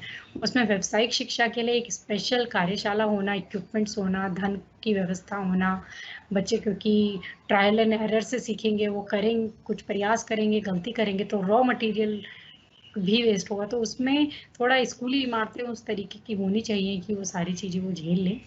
स्कूल और व्यावसायिक जगत में अलगाव, यहाँ मेरा कहने का मतलब है कि आप स्कूल में अगर कोई व्यावसायिक कौशल सिखा भी दें, बच्चे कुछ बना भी रहे हैं, सपोज कीजिए वो लकड़ी से बहुत सारी मूर्तियां बनाना सीख गए या मिट्टी की मूर्तियां बनाना सीख गए और 50 बच्चों ने 50 मूर्तियां बना दी, तो क्या उनके उस सामान को, उनके उस बने हुए प्रोडक्ट को खरीदने के लिए क्या हमारे पास कोई एक प्लेटफॉर्म है जहां हम उनके उस प्रोसेस को बेच सकें और फिर उससे जनरेट होने वाले पैसे को हम फिर से यहाँ इन्वेस्ट कर सकें, या सरकार ही उन्हें ले रही है और फिर उसको बेचकर। तो ये पूरा जो व्यवसायिक जगत है, या किसी इंडस्ट्री से हमारा टाई अप है कि हम बच्चों की बनी हुई चीज़ें, बच्चे दरी बनाना सीख गए, बच्चों ने दरियाँ बनाई, तो क्या हमारा किसी दरी उद्योग के साथ टाई अप है कि हमारे बच्चे स्किल्डफुल हैं और उन्होंने ये बनाया है और हम उनको दे पा रहे हैं? तो वो सब अलगाव है। या बच्चे स्किल्ड सीख गए हैं, उसके बाद वो चाहते हैं उस व्यवसाय में जाना, तो क्या हमारे स्कूल्स उनको वहाँ फिर प्रमोट कर पा रहे हैं? क्या क्या फिर स्कूल के एंड में उनको वो 100% बोलते हैं ना जॉब सिक्योरिटी, क्या वो मिल पा रही है, नहीं मिल पा रही? ये सब है।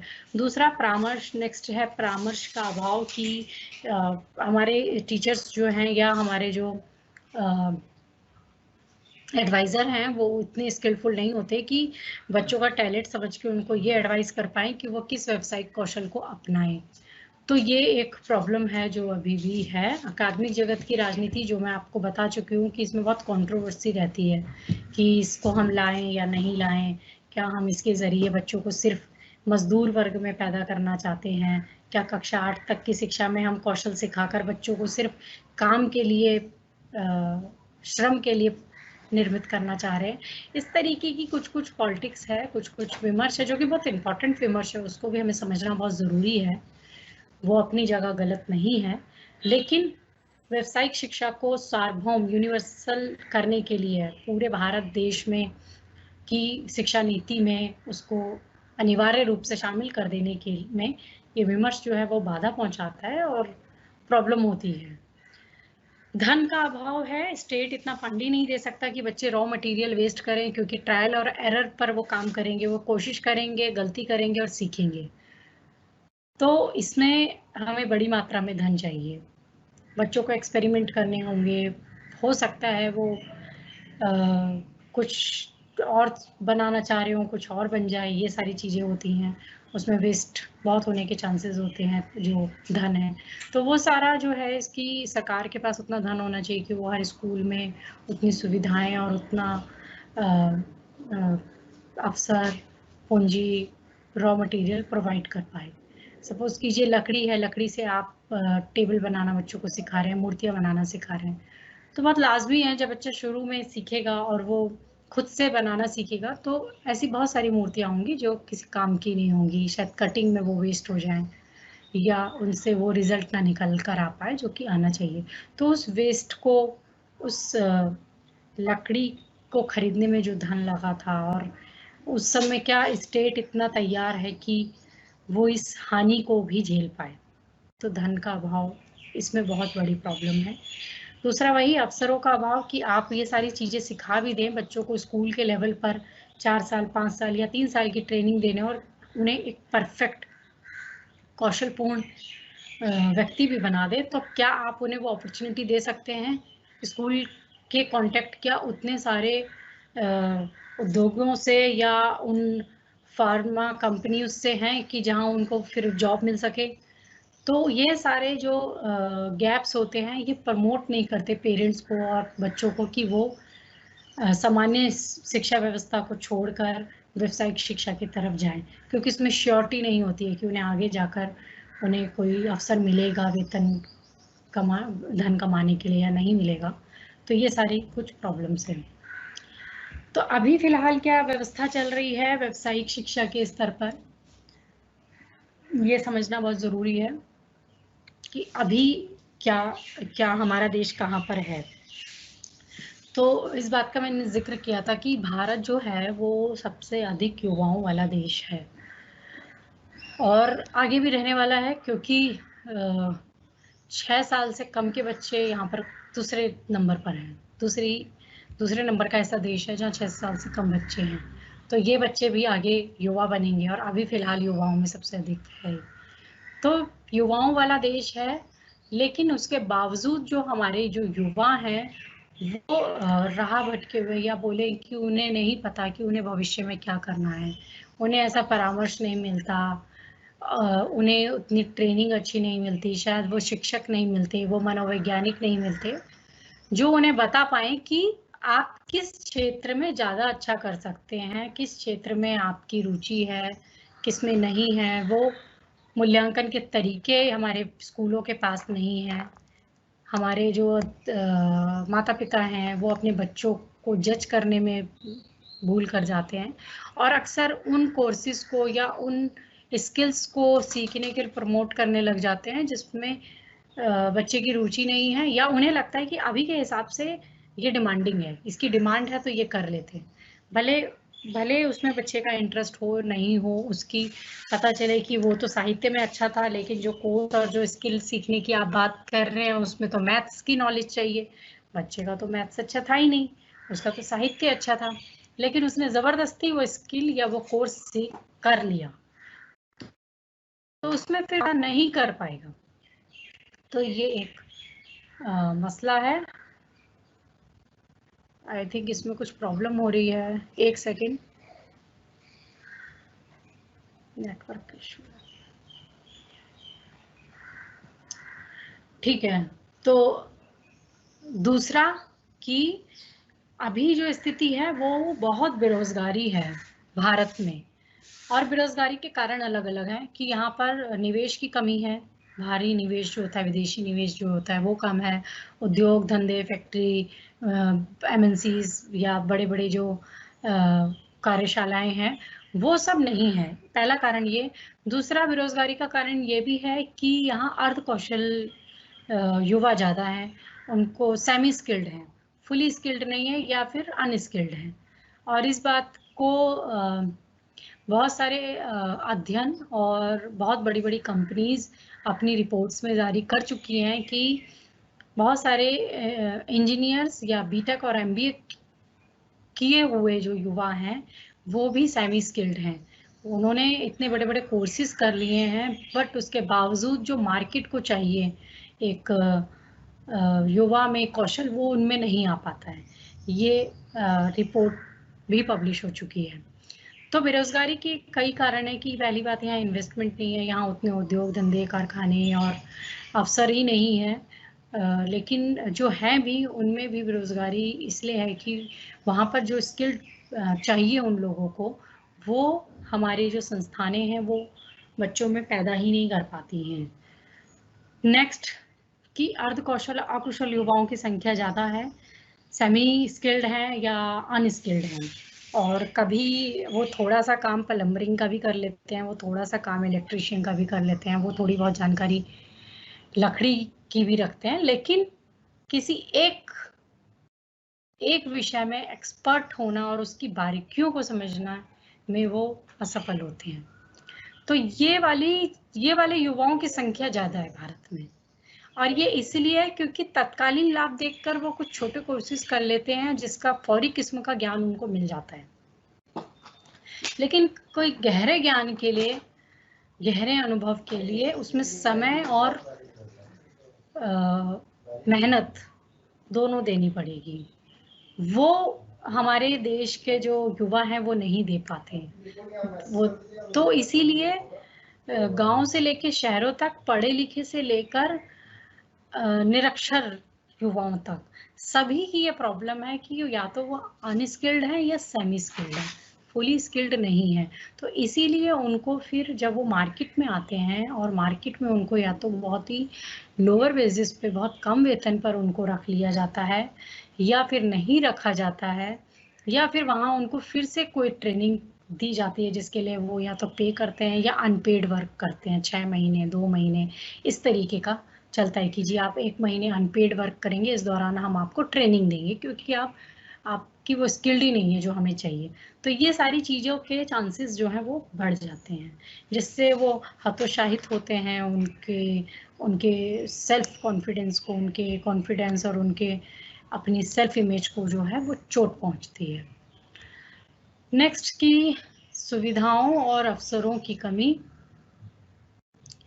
यही बात कि भारत में अभी बहुत ज़रूरी है कि जिस हिसाब से युवा हैं उस युवा की ऊर्जा को अगर वो चाहता है कि प्रॉपर वे में प्रयोग करे और राष्ट्रीय आय में बढ़ोतरी करे, अपनी आर्थिक स्थिति सुधारे, तो इसको बड़ी संख्या में अपने यहाँ उद्योग धंधे, फैक्ट्री, कारखाने कारखानों और अन्य आर्थिक गतिविधियों में संलिप्त जो व्यवसाय हैं उनको खोलना पड़ेगा, उन सबको अपॉर्चुनिटी देनी पड़ेगी। उसको करने के लिए उसको इन्वेस्टमेंट करना होगा या बाहरी निवेश लाने होंगे, बाहरी कंपनीज को यहाँ पर सेटअप उनका करना होगा। तो वो चीज़ें अभी उस स्तर की नहीं हो पाई है जिस स्तर के हमारे युवाओं की संख्या है, उस स्तर में यहाँ पर अवसर उन्हें मिल रहे हों ऐसा नहीं है। तो क्योंकि अपॉर्चुनिटी कम है और करने वाले लोग बहुत ज़्यादा हैं, तो इसीलिए कम वेजेस पे भी लोग काम करते हैं, बुरी से बुरी परिस्थितियों में काम करते हैं, एक तरफा नियम कानून चलते हैं, दूसरे इंसान की नियम कानून की कोई महत्व नहीं होता है। ये सारी परिस्थितियाँ चलती हैं और इनमें फिर धीरे धीरे उसकी जो थोड़ी बहुत स्किल्ड और जो ज्ञान और जो इच्छा और जो कार्य करने की ऊर्जा होती है वो भी धीरे धीरे खत्म होती जाती है।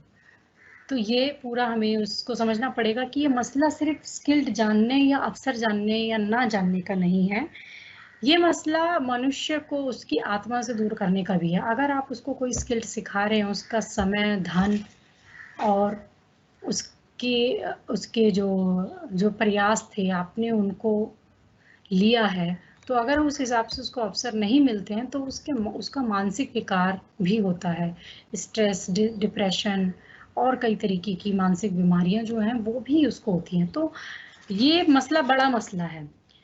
युवाओं की बेरोजगारी का मसला, व्यावसायिक शिक्षा का ना हो पाना या व्यावसायिक शिक्षा का उतनी गुणवत्ता मतलब व्यावसायिक शिक्षा में उतनी गुणवत्ता नहीं हो पाना, सुविधा और अवसरों की कमी होना, ये मसला एक बड़ा मसला है, छोटा मसला नहीं है। और यही कारण होता है कि जो स्किल्ड पर्सन है, जो कौशल जिनका निपुण है जो अपने उस व्यवसाय में, तो वो फिर अपॉर्चुनिटीज़ के चक्कर में, अधिक धन के चक्कर में वो फिर इस देश से निकलकर बाहर कहीं चले जाते हैं। और आपके देश की आर्थिक हालतों के लिए और आपके देश अपने राष्ट्र को आगे बढ़ाने के लिए कि हाँ, नए एक्सपेरिमेंट और नया ज्ञान उत्पादन करने के लिए वो नहीं रहते। वो अपना श्रम और अपनी मेहनत से होने वाले जो लाभ हैं वो किसी और देश को सर्व कर रहे होते हैं, किसी और देश की सेवा कर रहे होते हैं। तो फिर इससे एक और बड़ी समस्या पैदा होती है कि आप ही के देश के नागरिक अपने ही राष्ट्र का विकास और यहाँ की सेवा ना करके कहीं और की कर रहे होते हैं। तो ये फिर एक और मसला है जिसको हमें समझना है। बाहरी निवेश की कमी अभी भी जो मैंने जिक्र किया है कि हम भारत फेल है। व्यावसायिक शिक्षा अगर वो सभी युवाओं को दे दे तो बाहरी निवेश तो उतना है ही नहीं कि हम जो उनकी डिमांड होगी, युवाओं की डिमांड होगी तो वो पूरी हो पाए। नई तकनीक का अभाव कि व्यावसायिक शिक्षा देने के लिए भी, और दूसरी बात जब वो शिक्षा ले लें और उसके बाद जब वो कार्यस्थलों पर जाएं वहां पर भी, दोनों स्थानों पर नई टेक्नोलॉजी का जो है वो अभाव है। नई टेक्नोलॉजीज के थ्रू स्कूलों में भी या जो प्रशिक्षण संस्थान है वहां पर भी नहीं पढ़ाया जा रहा है, बट जब वो मार्केट में जाते हैं तो वहां पर अगर उन्हें न्यू टेक्नोलॉजी मिलती है फिर से उन्हें ट्रेनिंग लेनी पड़ती है, फिर से उनके कई हफ्ते कई महीने उस ट्रेनिंग में गुजरते हैं। तो वो एक पूरा समय जो है आपका बिना मतलब के जो समय है वो बर्बाद होता है। तो नई टेक्नोलॉजी जो है वो अभी भी देश में नहीं है जो आपके श्रम को हल्का करे, आपके बनाए हुए उत्पाद की गुणवत्ता बढ़ाए, आपकी श्रम की गुणवत्ता बढ़ाए। ऐसे जो टेक्नोलॉजीज़ हैं वो बहुत कम प्रयोग में हो रही हैं और उनकी ट्रेनिंग भी बहुत कम दी जा रही है भारत में। तो इस वजह से जो पूरी स्थिति बनी पड़ी है व्यावसायिक क्षेत्र की और व्यावसायिक शिक्षा की, वो कुल मिलाकर दयनीय किस्म की है। नेक्स्ट है विश्वविद्यालय अनुदान आयोग, जिसको हम यूजीसी, इसके बारे में हमने कल पढ़ा था कि कैसे जब राधाकृष्ण आयोग आया और राधाकृष्ण आयोग ने अपनी सिफारिश दी कि हमें एक यूनिवर्सिटी ग्रांट कमीशन बनानी चाहिए ताकि वो देश भर के विश्वविद्यालयों और कॉलेजों की ना केवल निगरानी करे बल्कि उनको फंड प्रोवाइड करना, अनुसंधान कराना, शिक्षण, प्रशिक्षण, इन सब की भी व्यवस्था वो करे।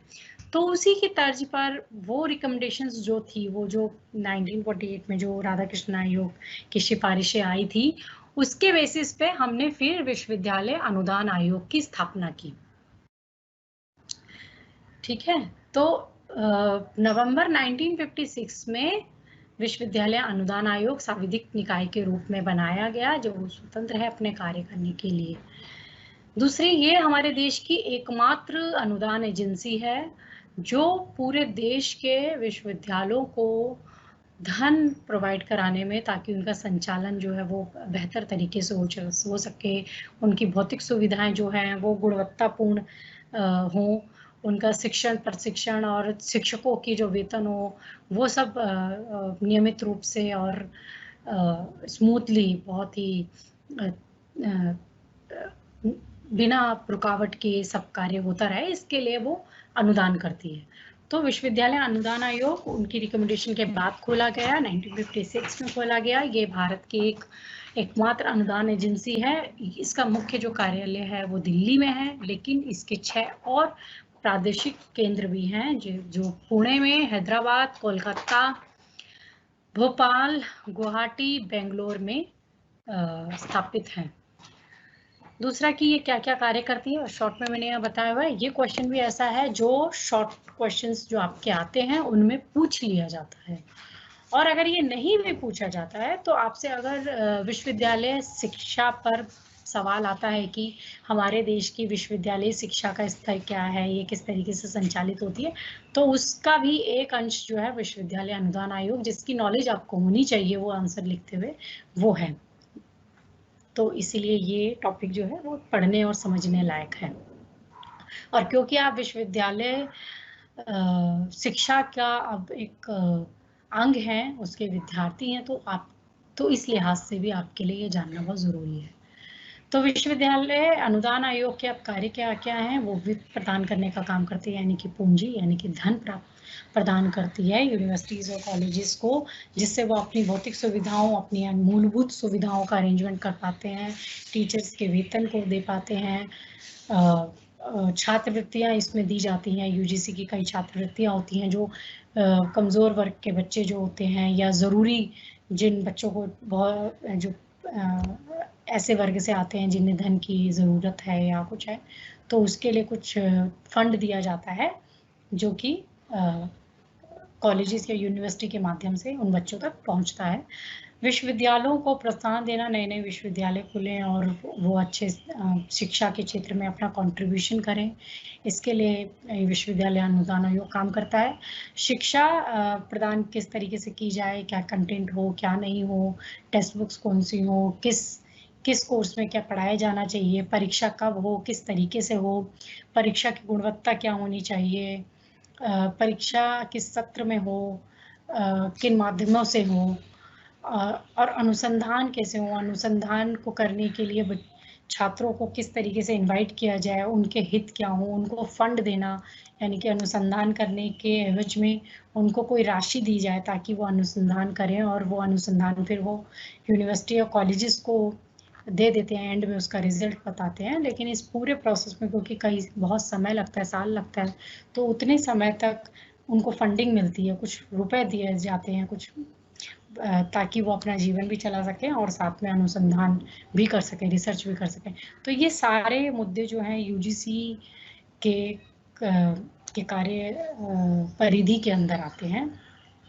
विश्वविद्यालय और कॉलेजेस अगर फंड ले रहे हैं तो उस फंड को ठीक से प्रयोग हो रहा है या नहीं हो रहा है, भौतिक सुविधाओं के लिए जो लिया जा रहा है, छात्रों को अनुदान देने के लिए जो लिया जा रहा है, अनुसंधान कराने के लिए लिया जा रहा है, कई टीचर्स भी अनुसंधान करने के लिए, रिसर्च करने के लिए फंड लेते हैं, जो माइनर और मेजर फंड्स होते हैं, तो वो फिर ठीक से हो रहे हैं, विद इन टाइम हो रहे हैं, नहीं हो रहे हैं। कहीं ऐसा तो नहीं है फंड लेके अनुसंधान का कार्य ही नहीं हो रहा, या फंड लेकर जो भौतिक इमारत बननी थी वो नहीं बन पाई, या जो पुस्तकालयों में पुस्तकें आनी थी वो नहीं आ पाई। तो उस सब पर निगरानी रखना, उन सब की रिपोर्ट रखना, उन सब की जानकारी रखना, और ठीक से फंड का प्रयोग बच्चों के हित में हो, छात्रों के हित में हो, इस बात को इंश्योर करना जो है वो विश्वविद्यालय अनुदान आयोग का है। वो सिर्फ ये नहीं कि फंड दे दिया और उसके बाद उस फंड का आप कुछ भी कीजिए।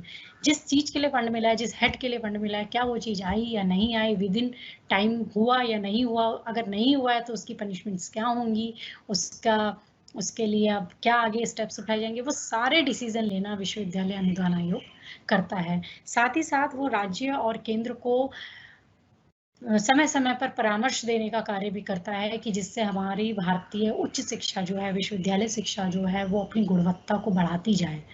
तो ऐसी क्या क्या कमियां हैं, किस क्षेत्र में हमें कार्य करना है, कहाँ किस क्षेत्र के लिए हमें ज़्यादा फंड चाहिए, किस क्षेत्र में फंड कम करने की ज़रूरत है, किस नई तकनीक को लाने की ज़रूरत है, किस सॉफ्टवेयर को लाने की ज़रूरत है, इन सब बातों का ध्यान रखकर इन सब बातों पर केंद्र और राज्य सरकारों को परामर्श देने का कार्य वो विश्वविद्यालय अनुदान आयोग करता है। अगर किसी विश्वविद्यालय और कॉलेजेस को भी अपनी प्रॉब्लम्स, अपनी समस्याओं के समाधान के लिए किसी तरीके के परामर्श की आवश्यकता होती है तो वो भी विश्वविद्यालय अनुदान आयोग यूजीसी करता है। साथ ही साथ जो उच्च स्तर की अन्य संस्थाएं होती हैं, चाहे वो व्यावसायिक संस्थाएं हो या किसी स्पेशल कोर्स की संस्थाएं हो, उनकी गुणवत्ता को भी देखना, कॉलेजों की गुणवत्ता को देखना, ये विश्वविद्यालय अनुदान आयोग का ही कार्य है। नेक्स्ट है केंद्रीय माध्यमिक शिक्षा बोर्ड, जिसको हम सीबीएसई कहते हैं। आप लोगों ने बहुत सुना होगा, सीबीएसई बहुत सारे एग्जाम भी कंडक्ट कराता है। आप लोगों के 12th तक के एग्जाम सीबीएसई बोर्ड से अगर आप होंगे तो जानते होंगे। तो सीबीएसई बोर्ड जो है 1962 में आता है। अब आपने माध्यमिक शिक्षा आयोग पढ़ा था कल। माध्यमिक शिक्षा आयोग में इस बात को बोला गया था कि एक ऐसे बोर्ड की स्थापना की जाए जो कि माध्यमिक स्तर की जो शिक्षा है उसकी गुणवत्ता के लिए, उसके नियमों के निर्धारण के लिए कार्य करे। तो उसी सिफारिश की तर्ज पर 1962 में नवंबर में सीबीएसई की स्थापना की गई, ताकि माध्यमिक शिक्षा की जो गुणवत्ता है उसको हम मजबूत कर पाएं और माध्यमिक शिक्षा के स्तर पर जो भी समस्याएं हैं, चाहे वो परीक्षा से संबंधित समस्याएं हों या प्रमाण पत्र देने से संबंधित समस्याएं हों या उसके गुणवत्ता से संबंधित समस्याएं हों, मूल्यांकन से संबंधित समस्याएं हों, टीचर ट्रेनिंग से रिलेटेड समस्याएं, उनकी पहचान करना और उस क्षेत्र में फंड, उस क्षेत्र में सिफारिशें, फंड और मटेरियल तैयार कराना, ये सब जो काम है वो सीबीएसई बोर्ड करता है। सीबीएसई करता है, केंद्रीय माध्यमिक बोर्ड करता है। तो इसके कार्य क्या क्या है? परीक्षा के नियमों का निर्धारण, परीक्षा कब होगी, कैसे होगी, किस तरीके से होगी, कब कब होगी, किस स्तर तक नहीं होगी, किस स्तर के बाद स्टार्ट हो जाएगी, ये सब, इस सब का जो डिसीजन है वो परीक्षा के नियमों का निर्धारण जो है वो सीबीएसई करता है। परीक्षा निर्देशों को आधुनिक बनाने या परीक्षण निर्देशों को बनाने या उनको कम करने या बढ़ाने, ये सब का काम सीबीएसई ही करता है। एफिलिएटेड कॉलेजेस जो स्कूल्स होते हैं उनके बच्चों को उनका योग्यता प्रमाण पत्र देने का काम भी सीबीएसई करता है कि आप जैसे जब 12th हो जाती है या 10th हो जाती है हमारी क्लियर, तो हम उसके बाद प्रमाण पत्र लेते हैं, तो वो सीबीएसई बोर्ड के जरिए लेते हैं। इसलिए जब हमारे प्रमाण पत्र कभी खो जाते हैं, किसी के साथ ऐसा ना हो, लेकिन अगर इन केस दुर्भाग्यवश हमारे ओरिजिनल डॉक्यूमेंट्स, प्रमाण पत्र जो हैं वो चोरी हो गए या ट्रेन में गए वहीं छोड़ आए, तो अगर हमें फिर से उनको प्राप्त करना है तो हमें सीबीएसई के चक्कर लगाने पड़ते हैं। दिल्ली में इसकी संस्था है, वहाँ जाना पड़ता है। एप्लीकेशंस आई थिंक ऑनलाइन भी अब बहुत कुछ हो गया है, तो वो सब हमें मैनेज करना पड़ता है और फिर हमें वहीं से वो वापस मिलते हैं। तो ये सारी चीज़ें हैं। मूल्यांकन पद्धतियों को सुधारना कि स्कूल लेवल पर किन तरीकों से बच्चों को मूल्यांकित किया जाएगा, इसका डिसीजन लेना, उनमें बदलाव लाना। जैसे जब सतत मूल्यांकन का मेथड आया तो सीबीएसई ने इसमें बहुत बढ़िया काम करा। और तो ये मूल्यांकन के जो तरीके होंगे, तौर तरीके, समय के हिसाब से, आवश्यकता और ज़रूरतों के हिसाब से उनमें बदलाव लाना का काम भी सीबीएसई करती है।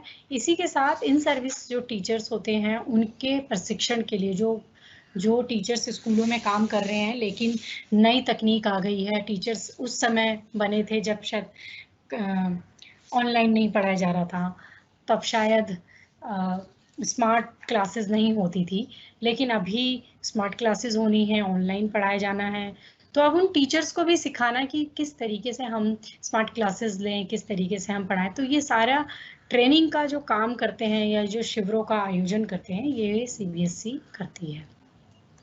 तो ये है, ये भी शॉर्ट क्वेश्चन के लिहाज से इम्पोर्टेंट है। राष्ट्रीय शैक्षिक अनुसंधान और प्रशिक्षण परिषद, जिसको हम NCERT बोलते हैं।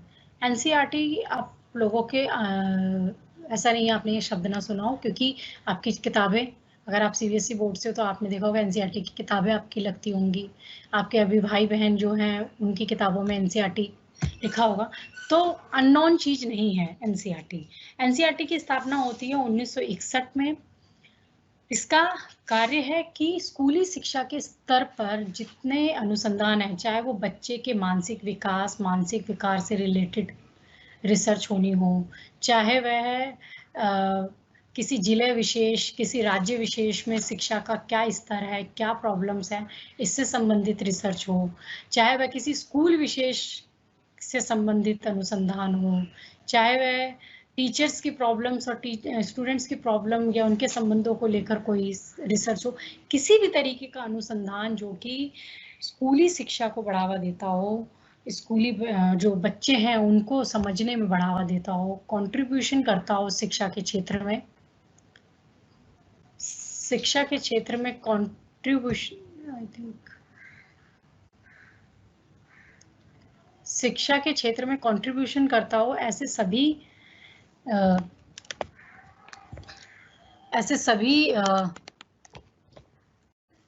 सभी अनुसंधानों को NCERT प्रमोट करता है, उनको बढ़ावा देता है। दूसरा, पाठ्य पुस्तकों का निर्माण। आप लोगों की किताबें, आप लोगों ने जो किताबें पढ़ी हैं वो NCERT ने बनवाई है। इन किताबों को बनाने के लिए उन समूहों का निर्माण करना, एक्सपर्ट्स को बुलाना, उनकी समितियां बनाना, फिर उस पाठ्य पुस्तकों में जो बहसें होती हैं उनको रिजॉल्व करना। और हमेशा जब NCERT 2005 के जरिए जो किताबें आई थी वो सभी NCERT में बनी थी। इसका मुख्य कार्यालय हौज खास के पास है NCERT का। तो वहाँ पाठ्य पुस्तकें बनती है। समय समय पर उन पाठ्य पुस्तकों को एनालिसिस, उनका विश्लेषण किया जाता है कि ये पाठ्य पुस्तकें आप किस हद तक सही हैं, क्या इसमें कुछ नया ज्ञान जोड़ने लायक है या नहीं जोड़ने लायक है, कहाँ तक इनको बदला जाए, कहाँ नहीं बदला जाए, क्या इस पाठ्य पुस्तकों के अलावा, इसके अलावा बाल कहानियों, बाल शिक्षा, इससे रिलेटेड जो अन्य किताबें होती हैं, कहानी, किस्से, पहेलियों, इन सब से भी संबंधित चित्रकारी, क्या बोलते हैं, चित्रकारी से संबंधित ज्ञान, कुछ अन्य कौशल से संबंधित ज्ञान जो छोटे बच्चों से लेकर आपके कक्षा 12वीं तक के बच्चों को मदद करे, ऐसी पाठ्य पुस्तकों का निर्माण, सभी पाठ्य पुस्तकों का निर्माण NCERT कराती है। इसके अलावा कुछ वीडियो रिकॉर्डिंग्स और लेक्चर्स का भी आयोजन वो समय समय पर करती रहती है, जो स्कूलों में काम करने वाले, पढ़ाने वाले टीचर्स को मदद करता है, यूनिवर्सिटी के टीचर्स को मदद करते हैं। साथ ही साथ बच्चों के लिए भी, जैसे कि अभी एग्जाम होना था, बच्चों के बोर्ड की परीक्षाएं होती हैं, तो उसके लिए भी वो बहुत सारे ऐसे वीडियो बनवाते हैं जो बच्चों के उस लर्निंग प्रोसेस को ईजी कर दे, उनको उनकी समस्याओं का समाधान कर दे। तो इस तरीके का आयोजन वो हमेशा करते रहते हैं। प्रशिक्षण संचालन, NCERT भी अपने इन सर्विस टीचर्स के लिए, प्री सर्विस टीचर्स के लिए प्रशिक्षण संचालन करती है। कई सारे शिविरों का और कार्यक्रमों का आयोजन करती है, जहां पर टीचर्स आते हैं, नए ज्ञान और अपनी समस्याओं के संबंध में बात करते हैं। तो ये भी होता है। प्रारंभिक बाल शिक्षा को लेकर भी NCERT काम करती है, उनके लिए किताबें बनाने का काम, उनके लिए NGO से कांटेक्ट करने का काम, उनके लिए टीचर्स को ट्रेनिंग देने का काम, ये सारा काम NCERT करती है।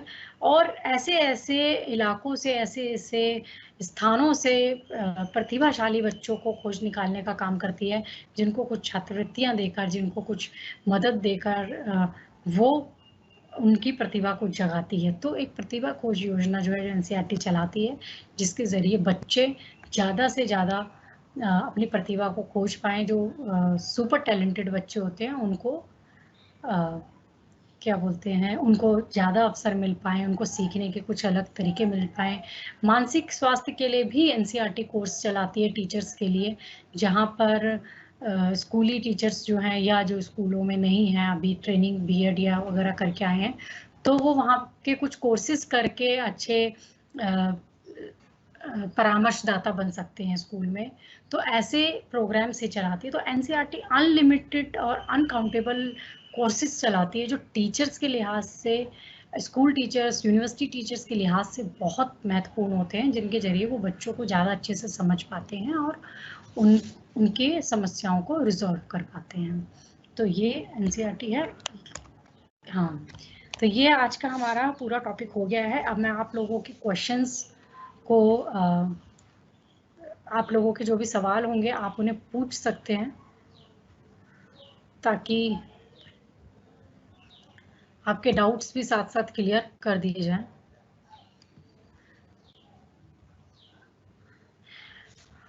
प्रीवियस क्लास अभी नहीं हो सकती क्योंकि आगे का कंटेंट बहुत ज़्यादा है और कल का लास्ट दिन हमारे पास बचा है, तो कल क्लासेस हो चुकी हैं। हाँ, मैं बहुत सारा रीडिंग मटेरियल हिंदी में हम जो मेरा ब्लॉग है उसमें मैं अपलोड कर दूंगी, आप वहाँ से उसे पढ़ सकते हैं और उनको पढ़कर आपको प्रीवियस क्लास में जो भी मैंने पढ़ाया था उसकी नॉलेज मिल जाएगी। कोशिश करूँगी मैं उसमें अपनी पीपीटी भी अपलोड कर दूँ ताकि आप लोग उसे पढ़ सकें।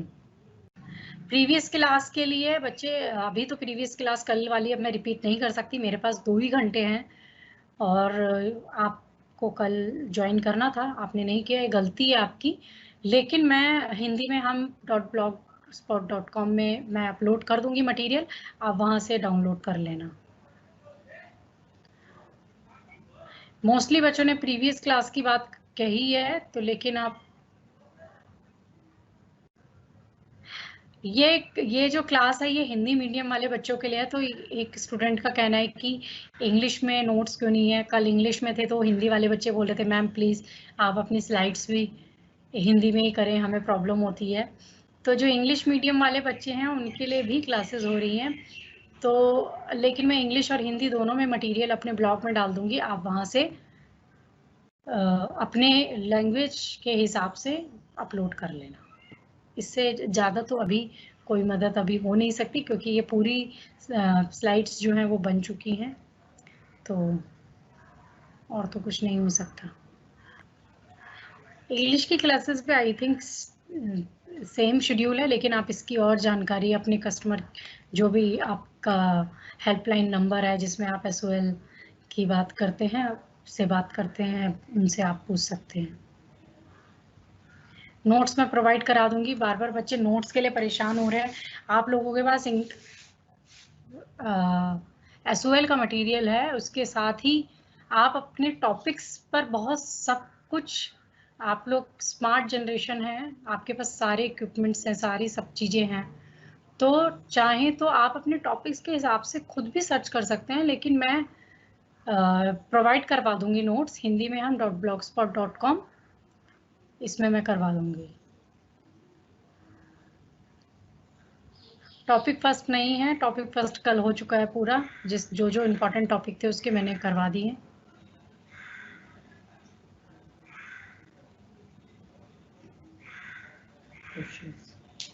आपके अगर कंटेंट से रिलेटेड कोई भी क्वेश्चन है कि आपको कोई चीज़ समझ नहीं आई है, एक बार आप फिर से किसी विषय को समझना चाह रहे हैं, कोई ऐसा टर्म है, कोई ऐसा शब्द था जो आपको समझ नहीं आया है, तो आप उस पर मुझे क्वेश्चन भेज सकते हैं। ये सारे क्वेश्चन की ये कौन सा टॉपिक है या क्या है, ये सब छोड़ दीजिए, क्योंकि जो पढ़ाया है आप अपने बुक्स में देखेंगे तो आपको पता चल जाएगा। जो भी मैंने पढ़ाया है ये सब आपका टॉपिक है और ये सारे क्वेश्चंस आने के चांसेस हैं, इसीलिए।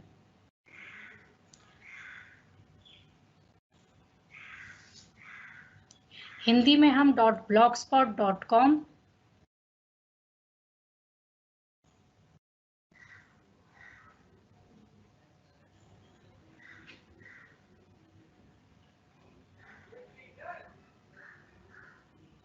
एक से 6 एज के बच्चों को मौलिक अधिकार प्राप्त होता है क्या?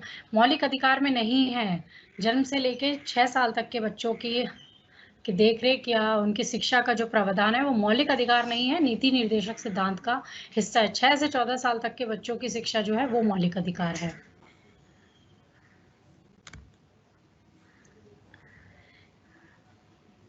ये एजुकेशन की क्लास है भाई, 3rd ईयर की। ये भी नहीं पता।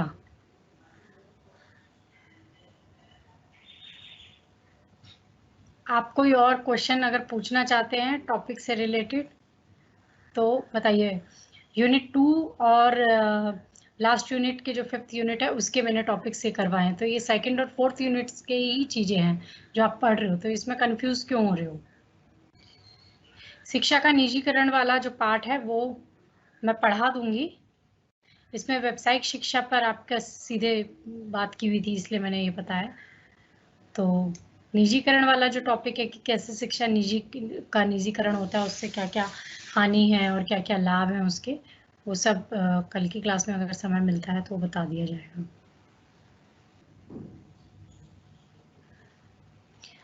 यशपाल कमेटी और एनसीएफ के बारे में थोड़ा बहुत मैंने कल डिस्कस किया था, शिक्षा बिना बोझ के डिस्कस किया था, तो अगर ये फिर से होगा तो मैं टॉपिक को रिवाइज कर दूंगी।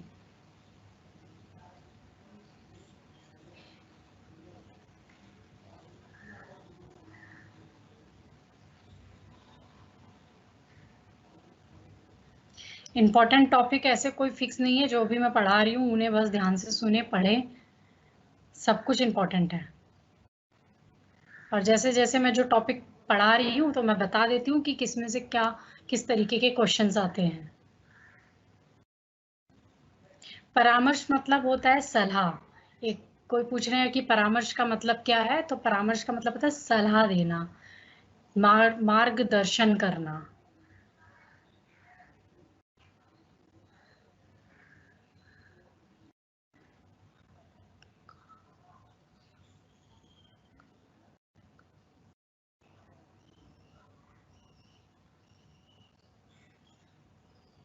सर्व शिक्षा अभियान के बारे में ये भी शॉर्ट में आता है। सर्व शिक्षा अभियान था,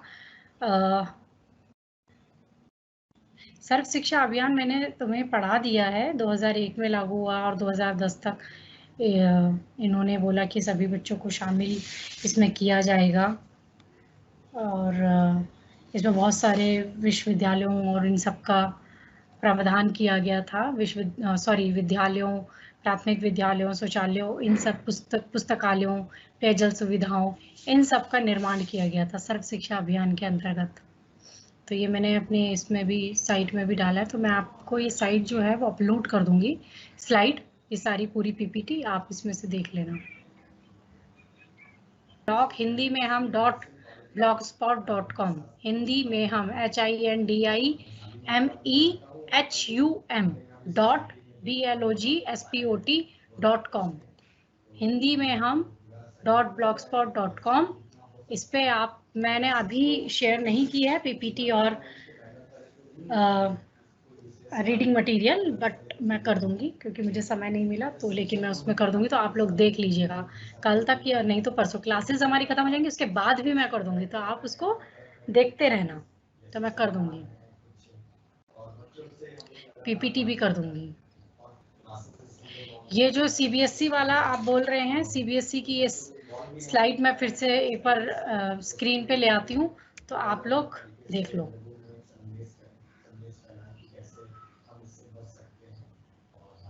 इम्पॉर्टेंट क्वेश्चन मैंने कल बताया था कि आयोगों में से आ जाता है, राष्ट्रीय शिक्षा नीति पे एक क्वेश्चन आ जाता है। अभी जो मैंने करवाया इनमें से शॉर्ट क्वेश्चन आते हैं, व्यावसायिक शिक्षा वाला लॉन्ग क्वेश्चन आ जाता है। ये अभी तक के जो मैंने स्टडी की है तो मुझे पता चलता है। आप लोग कुछ प्रीवियस क्वेश्चन पेपर थोड़े सा देख लेना, तो आपको और क्लियर हो जाएगा कि अच्छा किस टॉपिक में से ज़्यादा क्वेश्चन आते हैं, तो हम मोस्टली उस टॉपिक को ज़्यादा ध्यान देकर पढ़ें।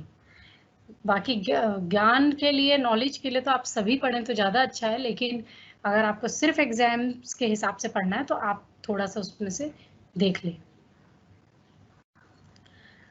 यूजीसी का मैं फिर ये स्लाइड वो कर दे रही हूँ, आप लोग देख लें। अनुसंधान का मतलब होता है रिसर्च, शोध। कई लोग शोध भी लिख सकते हैं या अनुसंधान भी लिख सकते हैं, तो इस शब्द से कंफ्यूज मत होइए। रिसर्च, शोध करना, कोई नए ज्ञान के बारे में पता करना।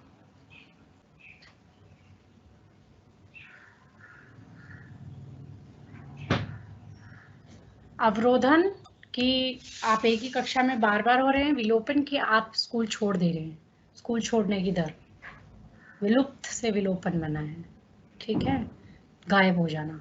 आप कक्षा 5 तक पढ़े, उसके बाद आपने स्कूल छोड़ दिया, कक्षा 6 में आप छोड़ दिया, कक्षा 2 में आए, कक्षा 3 में छोड़ दिया, गायब हो गए।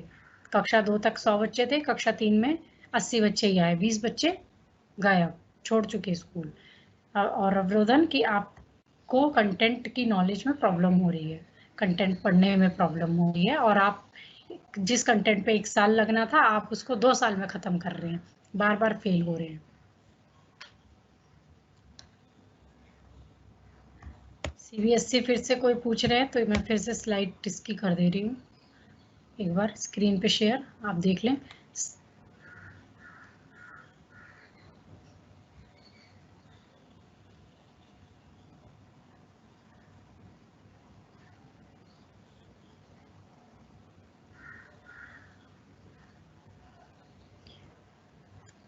यूजीसी यूनिवर्सिटी ग्रांट कमीशन, विश्वविद्यालय अनुदान आयोग, ये लिखा भी हुआ था स्लाइड पे, तब भी इसका मीनिंग पूछ रहे हो।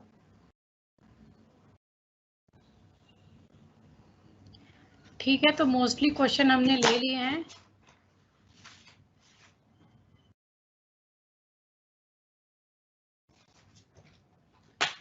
बार बार मैंने लिंक बता दिया है, हिंदी में हम .blogspot.com, HINDIMEHUM,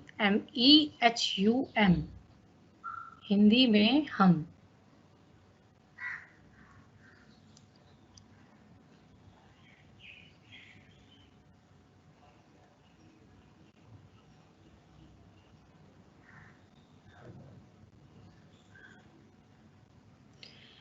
शिक्षा के व्यावसायिकीकरण में उद्देश्य स्थिति तक बताना है। यूजीसी एक अलग बात है, एनसीईआरटी एक अलग बात है, सीबीएसई एक अलग बात है। तो आपको व्यावसायिक शिक्षा जब आप बताएंगे इसका मीनिंग बता देंगे, इसको व्यावसायिक शिक्षा लाने के उद्देश्य क्या है या इससे लाभ क्या क्या होंगे वो बता देंगे, अभी तत्कालीन स्थिति क्या है, और इसको व्यावसायिक शिक्षा नहीं ला पाने की बाधाएं क्या क्या हैं वो सब आप बताएंगे। बस ये एक आंसर है। यूजीसी एक अलग से क्वेश्चन पूछा जाएगा, अगर एनसीईआरटी पूछा तो एक अलग से क्वेश्चन पूछा जाएगा।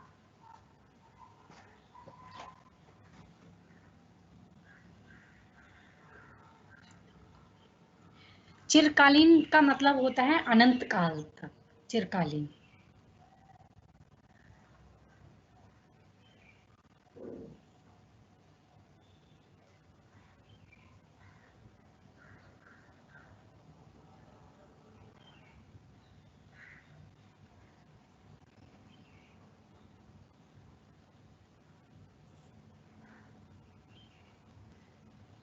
शिक्षा के व्यावसायिकीकरण का मैं अब स्लाइड दिखा देती हूँ, सब समझाना मुश्किल है, नोट्स मिल जाएंगे, नोट्स आप लोगों को मिल जाएंगे, पीपीटी मिल जाएगी तो उससे आप देख लेना। एक बार पूरी स्लाइड में शो कर देती हूँ।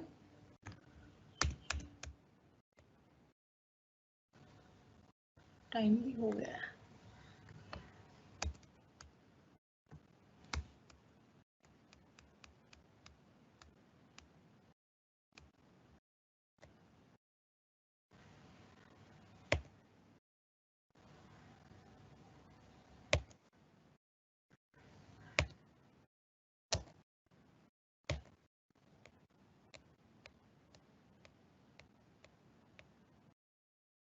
ठीक है, अभी टाइम हो गया है तो क्लास ओवर है, बाकी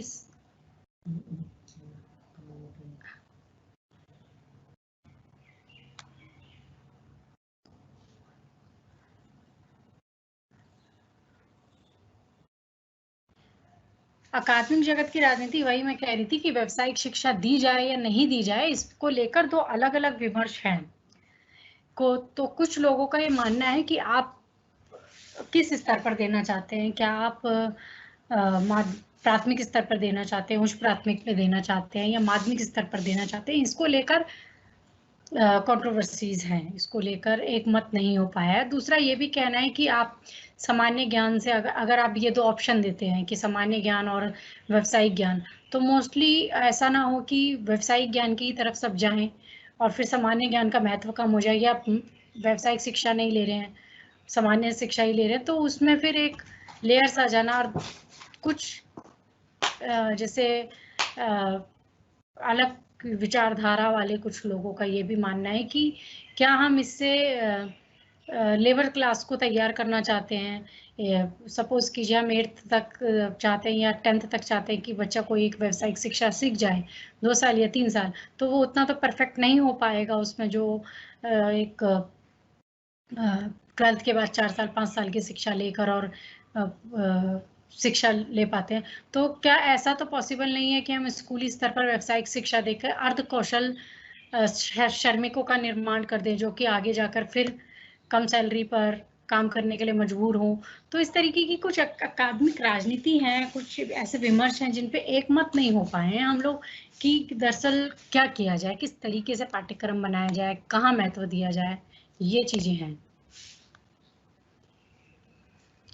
ये लक्ष्मी ने बता दिया है मेरा ब्लॉग हिंदी में हम.blogspot.com,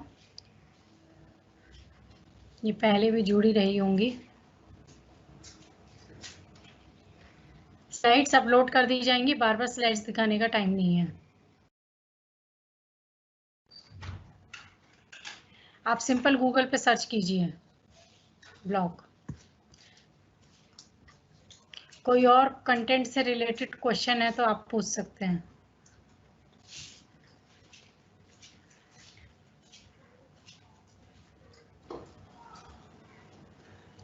स्लाइड में आपको दिखा देती हूँ एक बार फिर।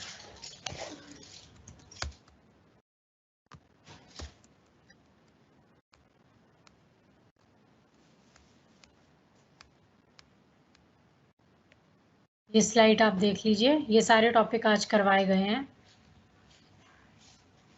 आरंभिक बाल शिक्षा, अवरोधन विलोपन, ऑपरेशन ब्लैक बोर्ड, सर्व शिक्षा अभियान, शिक्षा का व्यवसायीकरण, विश्वविद्यालय अनुदान आयोग, एनसीईआरटी और सीबीएसई।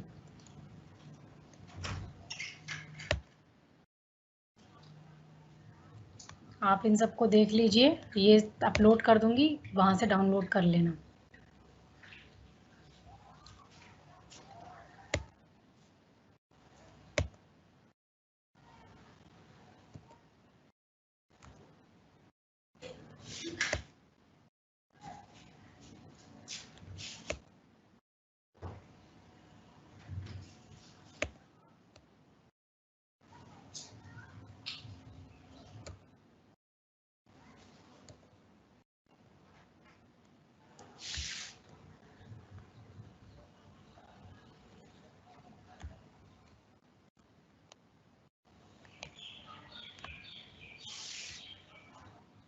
किसी के और कोई क्वेश्चन है तो पूछ सकते हैं।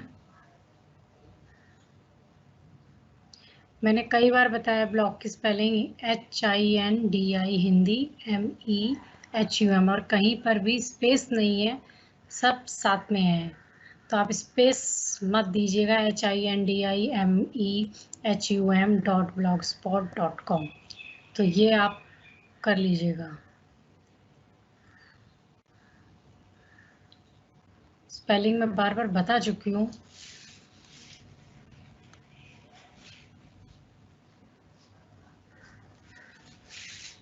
प्रीवियस क्लासेस का कुछ नहीं हो सकता, बस इतना हो सकता है कि मैं नोट्स प्रोवाइड करा दूंगी, इससे ज़्यादा मैं अभी फिलहाल कुछ कर नहीं सकती। कल की पूरी क्लास का मतलब है कि 2 घंटे मुझे फिर से पढ़ाना। कल काफ़ी सारा कंटेंट इसमें हमने शामिल किया था, तो इसीलिए वो मुश्किल है कि पूरी क्लास कवर कर दें। तो ठीक है स्टूडेंट, आज की क्लास हम यहीं ओवर करते हैं।